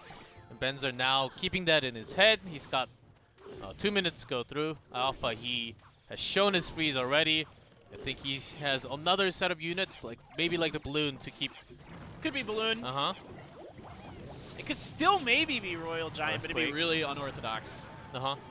Really unorthodox. I mean, last week Alpha did play like a Royal Giant Goblin Barrel deck, kind of similar to with Furnace, it seems like with that set of units on top, it is still possible. Maybe. Yeah, with that Rage Royal Giant and Freeze, that can, if it pairs everything, if everything works perfectly, but yeah, but it's so expensive. I think Balloon. I think you're right. Maybe Balloon's more likely, but there's a lot that he could do because I'm not. Well, why not have both? We have 2 questions. Why not both? Well, let's do it. Just kidding. Well, let's see. That might be a little bit too heavy, It's but so heavy. We'll see. As Benzer, he's got himself in an okay sort because he's got the Earthquake against the Furnace, and so the Hog Rider has okay time. But good defense coming out from Alpha. Another freeze. He has to use the freeze to deal with those bats. That is not efficient. That is really, that's a Hog getting one more. As when he gets the Furnace and the Lumberjack, he's losing an Elixir. Even if he defends perfectly against the Hog Rider Earthquake. Yeah, there it is. You were right. There's 100%. Balloon. And there's the Inferno Tower immediately here from Benzer. So trying to trick Team KOTH again with these freeze plays is King Zone, but I think fool me once, fool me twice. Not twice, but one more swing every single time onto the right. Benzer, he's pretty happy about that. This one might make the difference. Inferno does come. Yep. And this is the problem. Alpha doesn't have anything to back this up except freeze. But still has the Rage. Oh, it's got the Rage. The Balloon. Good or the Snowball. Knocks the Balloon back. And now perfect. Near perfect defense. Yep. And he's got his own Earthquake. This one might not. Okay, does get a swing. He'll get at least one. Might get 2. Ooh. That Barbarian's pretty slow. Barbarian is pretty slow. It hits kind of hard. It's 159 damage, but it's not a ton. Okay, he's got that freeze ongoing. He's got that cycle going now. Alpha is. Might get it to work here Oh, this but time. bats are not taken care of, so it actually chipped into the damage. Yep, and the archers are gonna... Yeah, compared to the speed, and the death damage does go into the tower, but compared to Hog Rider, and it's a lot more effort for Alpha to put in every single time. Right. Hog Rider is just So so changing his furnace placements, but actually... That's great. Uh-huh. Very, very smart play there. So by Benzer Alpha. missed his Earthquake on the furnace. Really nice stuff there. All right, now can he get one of these balloon pushes to go? There's still 2 bats alive. The freeze does come in on the Inferno Tower, but the Spear Goblins are there as well to clean that balloon up. The balloon does get its explosion damage as well. Okay, this time, nice prediction there by Benzer. One more with the Fireball and Giant Snowball. That's it. Benzer has been getting that Hog Cycle really well done against the Furnace. Having that Earthquake, I think this deck can prosper. We're going to see a lot more, not just from Benzer, a lot of players from this region. And having that 3-0 streak when the team was down 0-2, what a player we have for Chaos Theory. And the reason why we call him Ace Player. Yeah, he is the ace.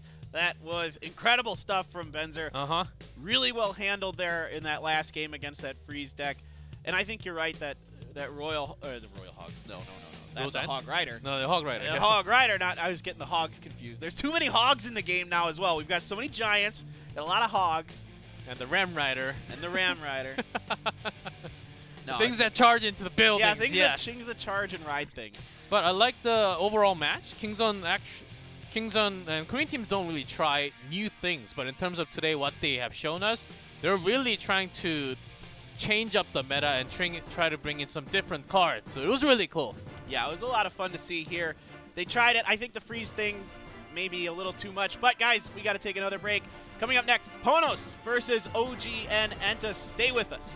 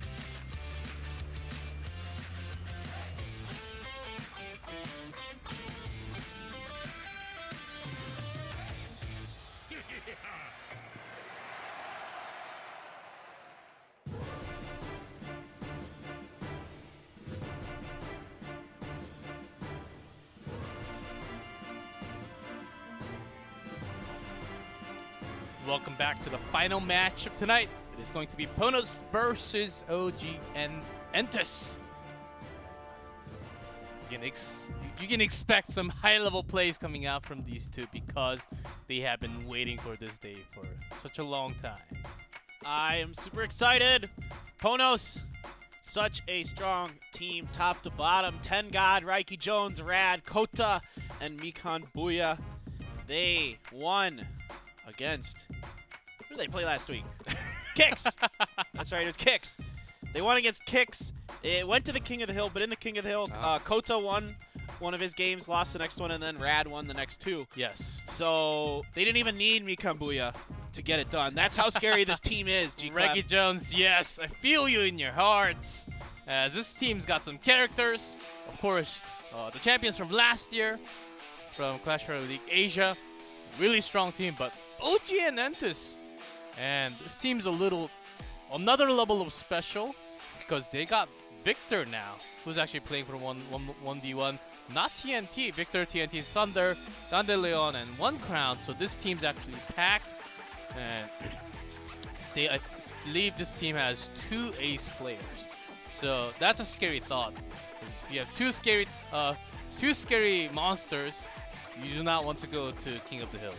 Yeah, and that's One Crown you see on your screen there. He's pretty darn good. You know, it's interesting, Victor last week lost in his 1v1 against Alpha, but then clutched out the last 2 games of their King of the Hill.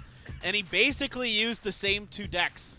He used the P.E.K.K.A., you know, he used the P.E.K.K.A. deck with the Royal Ghost and the Bandit and that kind of thing. And then he used the Lava Hound deck without Balloon. And then he did the same thing in the King of the Hill. Victor's known to play lots of heavy decks, as he does like the Lava and the Golem.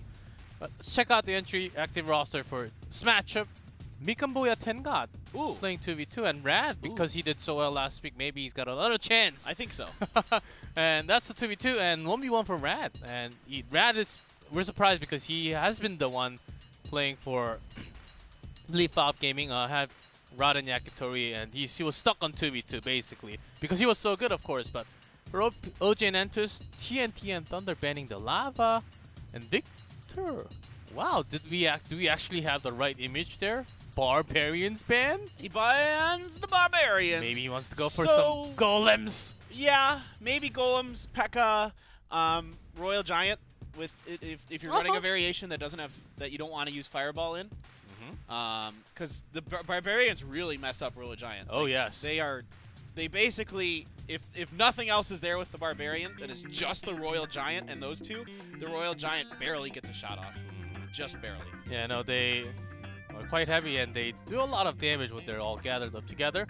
So this is not the most common sight. Mikan Booyah playing 2v2 with TenGoD. Of course, we've seen it a few times last year, but not too many. Yeah, every once in a while, Mikan Booyah, I think, just gets bored and wants to go play 2v2. maybe that's true. I can't agree with 100%. I don't know. I think Rad has done really extremely well last week, and maybe showing him another light. Well, a big part of it is, right, you want to give, since 1v1 is so important, and let's just be honest, these go to King of the Hill more often than not, right? You need all of your players to be skilled and practiced and ready for 1v1 games. And Mikan Booyah has like the big brother role, as I think he's about to get the role going, but also he's a coach. Yeah, TNT he was a player coach last season. Yeah, and now Fuchi has stepped up into the coach role. And Thunder. Thunder. Yeah, TNT and Thunder. How they already have synergy from their IDs. That's true. It's like they're an AC/DC song. Shut up. Sorry if that reference is a little too old for you viewers out there. There's an old rock band, and most of their songs are just named stuff like literally TNT and Thunder. Yes, most likely something strong that just sounds right for rock. I know one of them is TNT for sure. I'm not sure if the one that's got the word Thunder in it a bunch is named Thunder, but whatever. 2v2 time. Mikan Booyah. 10 God. Ooh, here we go. God Barrel out here from OGN Entus. And whoa! Oh no! A defensive freeze. No. I thought that was an offensive freeze from OGN. It was an accident. I saw 10 God and Mika Booya. One of them threw up their hands. Whoever made that mistake. Oh. That was a misclick. Okay, we'll see. But because of that, they defended perfectly. And maybe, yeah, not even a scratch onto the left side. It's true. Dark Goblin and predicted log. Nicely done. Skeletons are melted. So Dark Goblin got some shots. Very, very nice play here. Okay, the Zap being forced out here from Ponos to defend against those Goblin Barrels. So far, so good here for OGN Entus.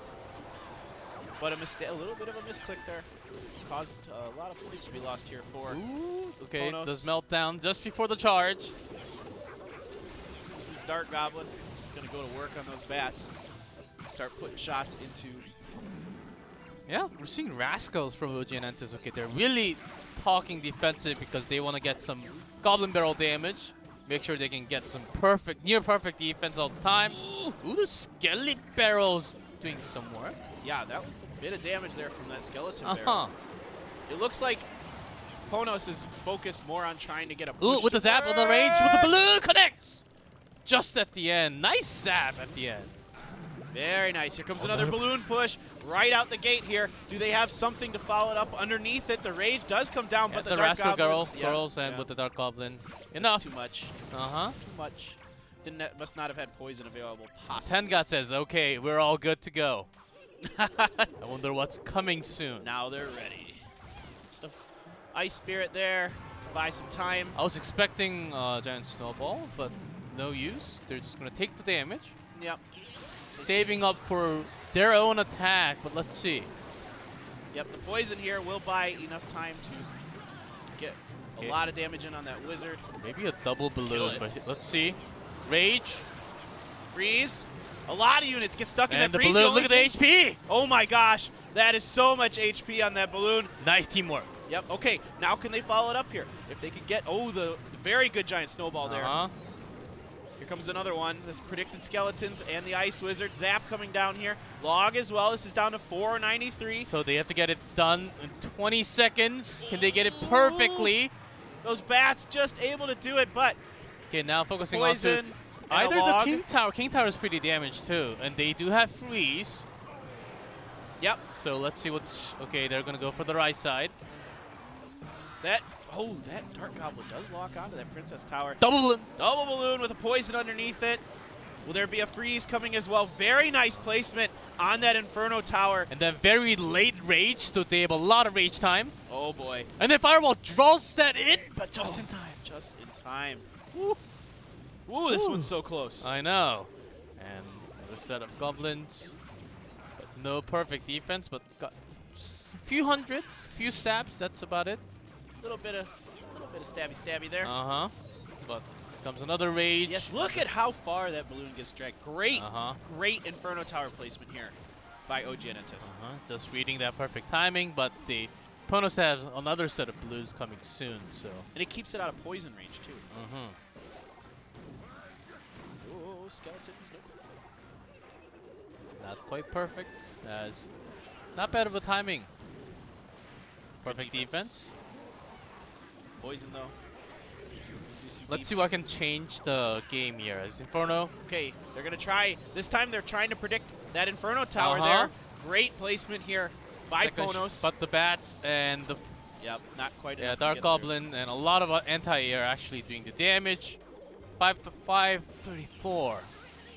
Yep. Okay. Compared to what they have. Yep. They'll be able to successfully clean up these skeletons from the Skeleton Barrel. 534 left. That's a couple poisons and a little extra damage. Maybe if they can get one more balloon bomb to the tower. One stab from the Goblins. So they're not having perfect defense against the Goblin Barrel. Okay, the poison must be connecting from this moment on, so they gotta push. So no balloon. They want to focus all their elixir to actually focus. Late balloon. They want to go for off timing. Yep, trying to get something. They get a zap down. Okay, they got to defend here against this. Great placement with that Ice Wizard. Very, very nice. That should do it. The bomb, if it is close enough. That is close enough. And that's going to be it. Great fire action here with the balloons. Mikamboya and Tenga just working on it. TNT Thunder, they had pretty nice connections with the Goblin Barrel. Yes. But just not. They found the good cycle and good placement of the Inferno Tower later on. But the first few ones with the freeze combination, they had some trouble. But later on, they found their steps and nice way of defending against Mikamboya and Tenga. So and what's crazy is that freeze got exposed really early because of that misclick. It was actually the first 2 cards. But still able to make it work. Mikamboya and Tenga just shows how darn good they are. And yes, in the end, it just took, you know, they did a great job preventing those balloons from getting in the tower. Like you were talking about, that Inferno Tower placement was so good. But it was too little, too late. Yeah, and also chipping a lot of their poison damage along with the balloons, as that was actually the one that determined the ending. How they kept all the damage together. And later on, the balloons didn't really connect, not even the death damage because of the Inferno Tower, but nice change of that placement of those balloons. Yeah, that was really smart of them to get that, you know, could get that drop as fast as possible onto that Inferno Tower. So a lot of good, you know, back and forth between those 2 teams with their placements, how they were, you know, moving things around, trying to counter each other. So very, very nice. How will they do it differently here in game number 2? I don't know. With these teams, the way they've been playing today, it just feels like everybody just wants to run the same decks 2 times in a row just to see. But yeah, but still, the decks that they are playing 2 times in a row, but a lot of the teams are bringing something else that can work better against, especially against the Royal Giant. But both teams are doing something else, so we don't actually see too many Royal Giants today. Yeah, we've seen a little. I've seen maybe little is too little. Well, like we've seen some. Yeah. Let's go with the most ambiguous quantifier in English. Some. Not crazy amount of many compared to last week. Some is like one of my least favorite words. It's so ambiguous. Some is like, is it like 35%? No, I don't know. It's like, for me, it's like anywhere between like 10% and 90%. Like, it's like some. That's a big gap. Okay. Well, nobody's revealed much. There's that Royal Giant. There he is. Hello, buddy. Bomb Tower here to deal with it. They were a little ready. The Lightning making short work of that Bomb Tower, though. I mean, OGN Entus actually found really nice cycle from the beginning. They got all the cards that they wanted for the first push. Here comes the balloon. Yep, with all that, the freeze in there, does it get everything? 1, 2, 3, 4 Oh, there's an Ice Spirit that came with down. the zap! Oh. Nice! There was an Ice Spirit that came down, but that zap kind of nullifies that freeze that the Ice Spirit does. So, good job here from Ponos at making the end, this work. Just small setup stun with the zap. If it's worth the 2 elixir if you're going to get that drop from the balloon. Yeah, 100%. And another freeze. So this time may still be the double balloon. Yet to know. But they gotta defend first against the Royal Giant. Another lightning, but this time actually connects directly to the tower. But the Royal Giant is on the left-hand side, so it does not lock onto the Bomb Tower. They tried to do something sneaky there, putting the Bomb Tower outside of the probable lightning range, but the Royal Giant was too far over. Oh yes, it was also to the left side. Yep. Slightly. I think that's the reason why. Yep. Cycling the log for the next setup push. Also getting it ready for the balloon push possible from Ponos. Yep, we'll see how they want to approach this. There's a bit of a push coming on the right-hand side here because OGN Entus knows that they can just spell damage down the left-hand side. Yeah, they can just lightning that down. Yep. With just 1 lightning. Yep. So focusing onto the right side already, Ponos responding the same. Is they gotta defend first. Right. Okay, so here comes the balloons. And the left side at the same time. Yep, so they're gonna probably try to get the freeze to work here. The snowball pushes everything back. The freeze, like the baby dragon was frozen, so it kind of blocked it, but it will get the drop. That was kind of funny. And also, I think there was a nice spirit to stop the balloon for a second. Nicely done for both. Ah, that's what it was. Nice spirit. It was. Right. We just couldn't see it, but it was stopped right in the middle.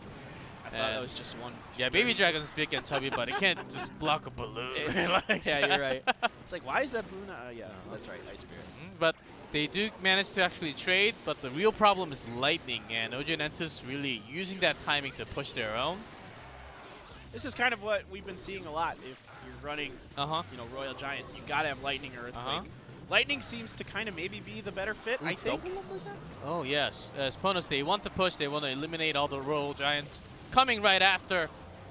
Immediate freeze, but the Fireball backs it off. Ice Spirit does slow it down. Oh, it gets the drop. Gets the drop, and they are, Mik and Boya 10 got there. Happy about that drop. Now it puts them back in the even game. And it's a lot of resources being invested trying to stop these balloon pushes that are still getting through here for Ponos. So there's that Lightning. Good job here. That Royal Giant not a single gets shot. Nothing. You get nothing. And are they going to follow up with the balloon? Not this time, as they use both the Lumberjack a little too early of a rage drop. So they want to reset their cycle a little bit and then try for freeze next time. Because they got their perfect defense against the Royal Giant. Yep. They got it rolling. Ponos, OGN, they can also change this up a little bit. They got their Lumberjack pushing. Rage drops. They weren't really ready to follow it up there. There's just too much defense set up by Ponos. So there's the Inferno Tower. Nice Zap, snowball. I think, in there as well. There's so many units inside of there. Freeze. Okay, here we go. Can it get there in time? Oh, it does get the drop again. Another clutch Zap just at the last second, but OGN's ready for another big push. If they get the tower down this time, it's game over. Oh, the bomb tower gets gets down.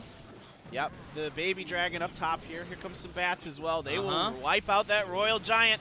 Now, you can... Ponos in... But a pocket! Once again as... Oh, defensive freeze as they... But look at this. The baby dragon has locked onto the tower. 1,000. That does quite a bit of damage. And the snowball coming in to slow down the tower shots just still a little too far away with the spell. Ponos 360 away. They can get their poison. Another nice defense. They were expecting that to come out once again. Yeah, it was a great mix-up there by OGN Entus to change it by putting it in the pocket. But now, will this be an opportunity here? They're a little behind. Do they have a chance to actually throw down that poison? Okay, they do. Another chance for a pocket Royal Giant for OGN. They can be faster. Oh, freeze. Freeze comes down, buys these two Lumberjacks enough time to decimate those two Royal Giants. And the lightning. Lightning, another poison is all. And the Fireball can finish it off. Oh, who's going to get it off? The Fireball comes first. And OGN first. And Ponos, they had no Fireball but poison, so it takes a lot longer time. So that's exactly why Ponos, even though they were winning by about 500 points in HP, they needed a lot more time to poison to work on it. And OGN could counter that with the Royal Giant directly, so it was really tough until the final moment. Woo! Wow, 2v2 is hard. Man! 2v2 is hard. It's so hard. These guys are so good, too. I mean, you feel like, all right, Ponos, it looks like they've got this again, and then great mix-up by OGN to start dropping those Royal Giants in the pocket because they basically take a step forward, and then they're ready to shoot. Yeah, 2v2 from a point. I'm happy if my teammate doesn't leave the game. That's a start, and then we go to this level of play.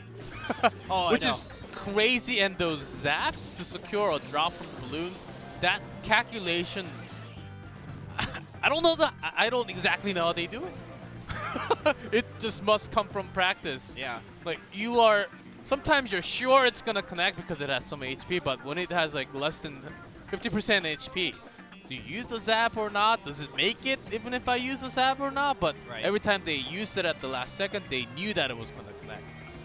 Well, what decision by Ponos, but also OGN. Just having those pocket Royal Giants. What an incredible game. All right, well, we got to do another one now.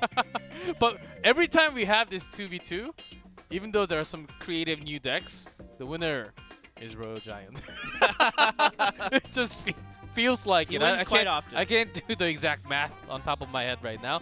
It seems like it lost earlier today. Yeah, but it won more games. Yeah. It's pretty good. Well, especially when you put it in the pocket. Yes. 1-1 tied. Let's see who comes on top. Let's see if Ponos brings that balloon freeze once again. Barbarian Barrel. That's a bit different. That's a bit different. Goblin Barrel, we saw that in game number 1 from OGN Entus. Let's see what else they've got in store for us here. nothing too insane. There's those Rascals again, so it looks like they're kind of going back to what they did in the first game. Falling back into that, thinking, okay, you beat us barely. Maybe this time we'll get you.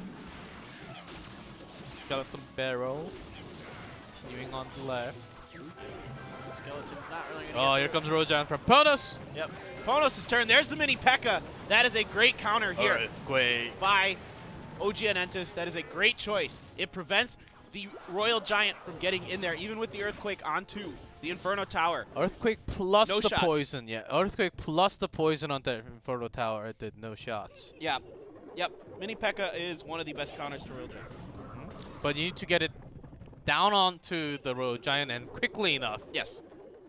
Yes. Second barrel. Trickier in 2v2 for sure. Okay, slightly low, slightly late on that snowball. Still take some damage. Another good counter here to Royal Giant. The Prince, high DPS.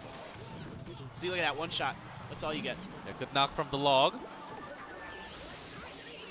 As Prince might not do too much action because there are lots of small units like the skeletons. Just barely take it out. But the skeleton's on the left! Oh, the skeleton's on the left and the Rascal Girl's on the right. Oh, yeah. Oof. 908. If you don't leave those skeletons. They're tricky. Uh-huh. It's all about the placement with them, because if they get like logged or snowballed or something, it feels bad, man. Yeah, because you don't want to use your zap or snowball because you're waiting for that goblin barrel. Right. Yeah, that's basically a bait, and they have to make the decision. Good pull there, activate the King Tower, so the barrel actually will be a lot weaker now. Yep. Okay, another push here. Long push with the Royal Giant this time, trying to build up some steam behind it. Poison does come down. The Prince makes short work along with some other friends. All right, will the mini P.E.K.K.A. be coming here? There it is, the mini P.E.K.K.A. with the guards. Mini P.E.K.K.A. kind of getting blocked out by his own units, though. He doesn't get onto the Royal Giant. That was a mistake with those guard placements. That blocked the mini P.E.K.K.A. from getting in on the Royal Giant. It actually did a lot of damage with the late Earthquake onto that Inferno. Ooh, mini P.E.K.K.A. gets a swing, though. That's the good news for OGN. Yeah, a little bit of extra there from something that didn't go super well for them. Yeah, that's true. Lumberjack, of course, with the King Tower is actually firing shots. They had to use the Royal Giant to soak the Prince damage there. That's not ideal. Not ideal for Ponos. But good barb barrel. Oh, once again, this Royal Giant's getting a lot of damage done. They're gonna Earthquake it as well. They wanna get it down with the spell damage, and I think there it is. And Ponos will get game number 3. That was a close one and a decisive action because they didn't really plan on having a left side push. I think they planned on the moment they put down the Royal Giant to block that Prince that you called out. And then we said, okay, we might as well have one down on the left side. Let's just throw down all the spells. Let's just do it. And they did it.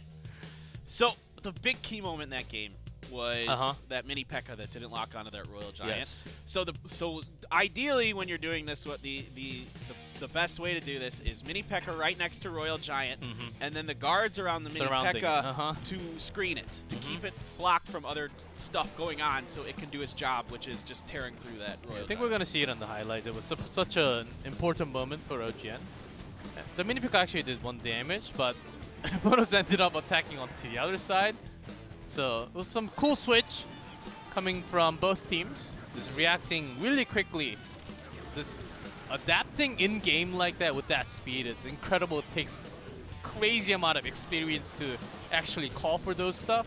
Right, there's already so much going on when you're talking to each other in these 2v2s, and then and then you gotta make play calls on the fly as well. Right. Really good stuff. Really, really one of the better 2v2s I've seen in a long time. And really close games overall. So it's the first time, mini P.E.K.K.A. doesn't even let with the between the against the Inferno Royal Tower Giant. and it doesn't. It's really good. Doesn't let the Royal Giant do it. Great Giant Snowball on the left to get the push on going. But this was the moment. Yep, see there, and then the Ice Wizard. to put salt in the wound there, the Ice Wizard's like, come attack me, bro. And it does. And then here we go. It was actually, look at that, it was plus 4-digit number. But Ponos, when they had the chance, they saw it. Okay, if we have the rage, if we throw down all the spells, the poison, the earthquake, and everything, we can actually take this down. Yep. And great calculation on the spot. All right, now we've got the 1v1. It will be Rad versus Victor. Rad, we saw him play very, very, very, very, very well. Yes. Last week, he played a P.E.K.K.A deck and something else. My Korean's not that good.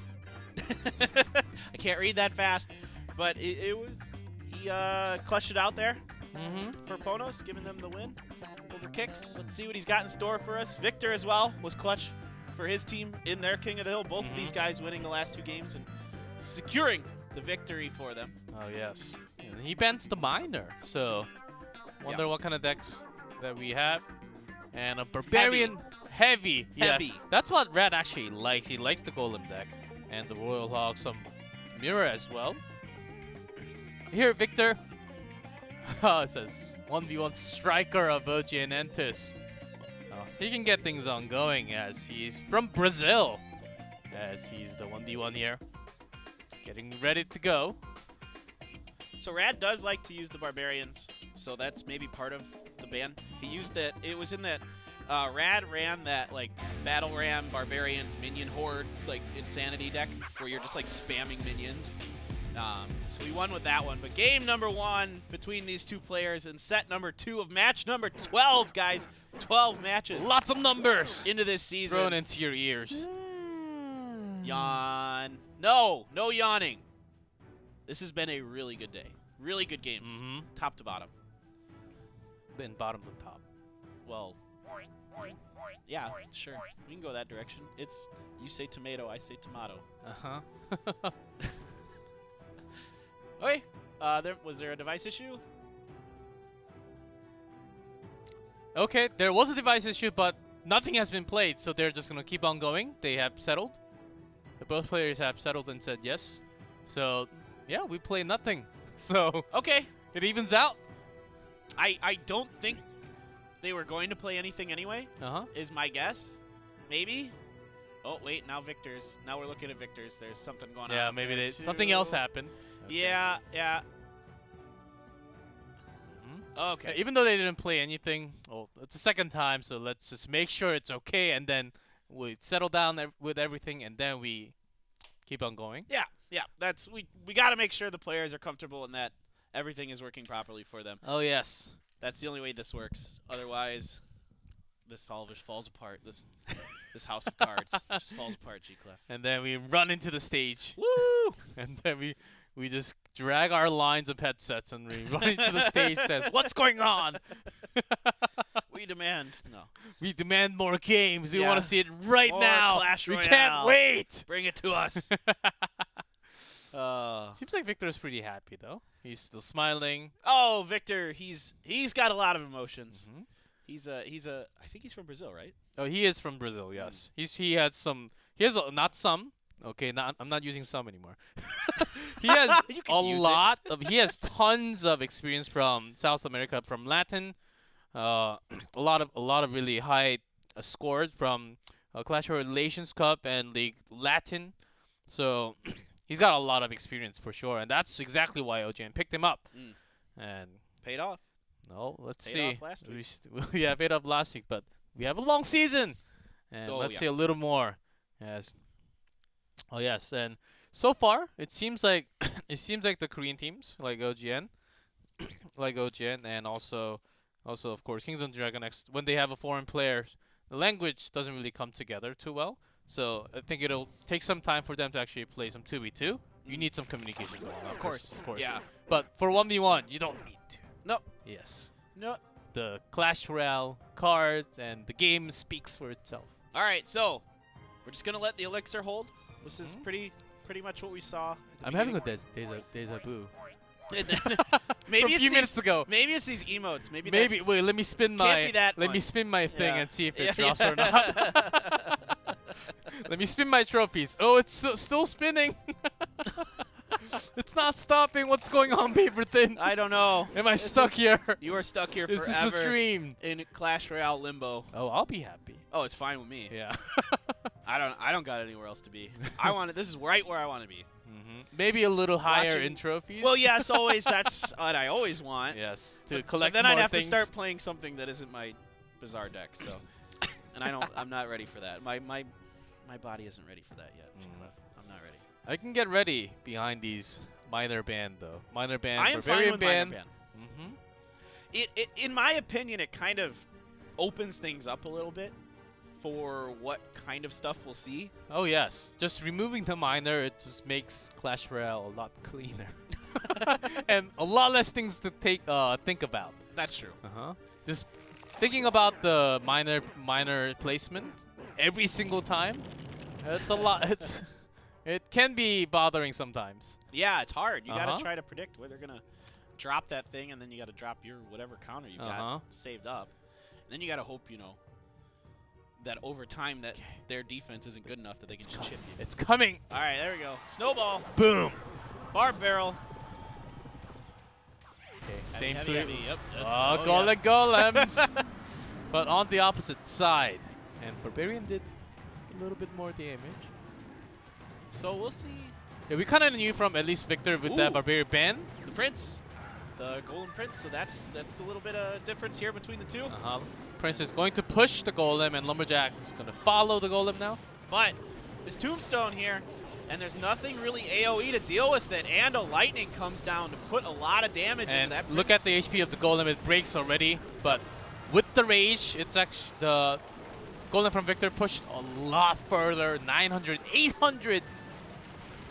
Yep, and this is a lot of damage in the bottom. Ooh, Rat switching lane because of that. He has to. Yep, he has to because of how much damage he took there. Tombstone is doing a lot of work here, but this time the Baby Dragon is alive, but it's gonna, it gets pulled over. Great tornado. But because of that, Victor... I'm not sure that actually was a good tornado because you got the Baby Dragon. No, he just had to use for defense. Ah, you're right. There are a lot of tools. Oh boy. Victor had to drop both the Lumberjack, and that may just be game. Yeah, you were right. He was kind of in a bad position regardless. I wasn't saying it was the perfect, beautiful tornado, but he had to use it because the set of units that Rad was actually against, it was really tough. Victor, he just had to use it. Yeah, I got locked onto those Baby Dragons. I was like, but they're fighting each other. And he needs them to kill skeletons. But no. Yeah, that's true. And Victor, he also thought he has got it, but the moment that Rad changed up his Golem, that was the decision that turned the game around, because certainly Victor was winning the game until this moment. Right here, and look how much he's got behind that push. Yeah, and because Victor was dropping down Lumberjack and the Rage was actually not really lining up with too many of his units, I think that was a really big turning point. Yeah. As Victor was trying to line up the Rage with the Golem and a few other units, but what he has planned was all destroyed because of that Bridge Golem push put by Rad at that time. Yeah, all Rad needed was something else to help deal with those skeletons from the Tombstone. That's all he needed, and he had at that time with that second push. Really nice job by Rad to switch it up there. Very interesting that they both just go right to the Golem here with these bans, which makes sense, of course. Like, deck choices are, of course, one skill, but changing these kind of play style and the timing, screwing up the opponent's timing like this by having this kind of play, like bridge spamming the Golem, this is what takes to be a really top-tier Clash Royale League player here. Yep. Game number 2. Let's get into it. What will be different? What will be the same? I don't know. We'll find out soon. We might wait for another time. Nope. Victor doesn't want to wait this time. And some bats here from Rad. Ooh, the Royal Hogs. Okay, so what variation of this? Hunter. Interesting. Nicely as Hunter. It's not the most popular one, but does come out with some Sparky decks, but I don't think this is the one. Yeah, it's with the... Sometimes you see it in that Giant Goblin Sparky deck. You can see it from time to time in other things. Yeah, and not bad against the Royal Hogs. No, it's great against them. Yeah. Really nice to have against the Royal Hogs because of that bullet spread.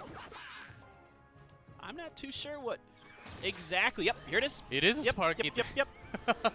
Well, the moment we see Hunter, this is call for a Sparky. All right, so All right, the Royal Hogs on the left. Sparky also good counter to Royal Hogs, but this time the Barbarian Barrel comes in on Mega Minion to deal with it. Those bats don't really get much in on the Sparky. There's there's the Goblin Giant. Yep, you want to make sure the Sparky's directly behind it so it doesn't scoot around it. And there's the E-Wiz, though, from Rad, which is... Yeah, with that E-Wiz, Sparky just becomes a trash. Yep, he's a trash can. Trash can. Okay. E-Wiz is... So you kind of have to start playing around that. And usually in this deck, the last card here would be, I think, let's see, we've got the guards, we've got the snowball. Can be lightning. Lightning, that's it, lightning. So you got to use that lightning to remove the E-Wiz. So you got to get that push kind of in 2x. You got to wait basically for 2x. You got to wait for that 1 minute mark, and once you have that, you can actually put your time into it. But Rad is not going to use that, give him that much time. Right. Forcing him that Hunter. Yeah, but this time the Hunter placement wasn't the best. Yeah, with the extra set of bats actually delaying that Hunter shot. Okay, so now, Mega Knight, yeah, it makes sense, of course, the Mega Hogs. Oh, okay, a little too early, I think, with that lightning. I think he tried to predict it. And Sparky's not really going to be in full use because of that. The Mega Knight not really going to have its full jump into the tower, but still, defense is all Rad is looking for right now, as these Hogs are actually connecting. Yep, okay. Hogs on the left this time, the Hunter right underneath, and it makes short work of the flying machine. Sparky, in the meantime, doing what he does best. Yeah, but it's pretty slow, really and look at that right side, 2 HP left. And Goblin Giant's big, but it's a little too slow, you know. Yep, so this is just one spell away here for Rad, or another probably Hog push.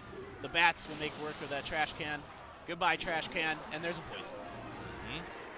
Rad takes it 2-0, and Ponos will finish off just like that. Rad is on the roll, continuing from the last week, as Ponos will just sweep off with a 2-0 here. That's a really difficult matchup for the Goblin Giant Sparky deck because you can split the Royal Hogs. Because in a Sparky deck, like basically you're like, all right, you're gonna play something heavy again. You're expecting to play Golem, P.E.K.K.A, something like that, Giant, anything like that is great. Against the Hogs and even the Mega Knight, it's not great. Mega Knight, because of the jump and also because of the spawn damage, makes it really difficult for Sparky to do stuff. And because like if Sparky crosses the bridge, right, you got to get within a certain distance of the tower. Its range is increased, but you can even drop the Mega Knight onto the Sparky to change its direction, and the Mega Knight will make pretty decent work. And in terms of tempo, the game speed, Hogs will just run over. Yeah. And Sparky Goblin Giant, you need a long time to set that up. Yeah, sure, if they're dumb enough. You know that's coming. Yeah, if they're dumb enough to put all 4 Hogs in the lane where your Sparky is, then okay. Yeah, but that's never gonna happen. Yeah, that's why Rad was basically waiting for that timing, right? When the for the Sparky to be put down, and then he puts the Hog right after. Exactly. To split, or make it go to the other way. Yep. Exactly. Yep. That's the result of what we have tonight. 2-1, 2-1, and then a 2-0 from Ponos. And a nice set of Group B, and we were expecting this kind of action. We're gathering some more numbers onto standings, and over time, I think we're about to see Ponos Chaos Theory rising up a little bit higher, and Kingzone Fav Gaming dropping a little lower. This looks pretty similar to last season in some ways. I mean, Game With up there. Yeah. Ponos up there. OP.GAMING, I'd say that looks similar because Expo Master is over there. So that's just, wherever he's at, they're just going to be in it. Oh, yes. Yeah. So, yeah. Makes sense. You're not too far away, but in just a few days, we have Group A back in action. Talonbrand Esports, Detonation Sandbox, Game With, and OP.GAMING. And that's going to be another set of Group A. I don't expect to see too many crazy difference in meta. I think we have a lot of similar decks coming around between China and Korea and all over the globe, like the Sparky deck, as we can kind of predict what's going to happen with just few cards coming out. And the Hog Earthquake deck. I really like that deck. That's really fun to watch. I think that's going to be a lot more shown in very few days. Yeah, absolutely. We saw a lot of really interesting decks in 1v1 today. We didn't see, we saw a couple golems and other things, like pretty standard stuff. Exactly. Exactly. We got to see some freeze action. That's really exciting. Because that card, when that comes out, it is just like, oh, Oh. Yeah, you only use that card when you have the moment. Yeah. So. And then it's like you can never really use it again. Well, I mean, not in a different game. You can use it again in the same game, but outside, of course. But you know what I mean. Yeah, anyway. it's when the strategy is kind of revealed. The surprise card is revealed. You can't usually use that twice in a row, so it's really hard. But today's matches were actually well, so far one of my best days. Yeah. And Group B, I think they got some different style compared to Group A for sure. Yeah, it's definitely a little more wild here, so it's a lot of fun. Yep, that was day number 1 of week number 2. We got a few more days and continuing. This is only the beginning of Clash Royale action for Asia. We're gonna have weeks and weeks and get to know all the players one by one and what kind of teams are the best. What kind of teams are a little short compared to them. And we're gonna continue our action with Clash Royale. And stay tuned for more days. We still have 2 more days of week number 2. But for now, this is it, and we're gonna sign out. G-Clef, Paper Thin. See you guys in a few days.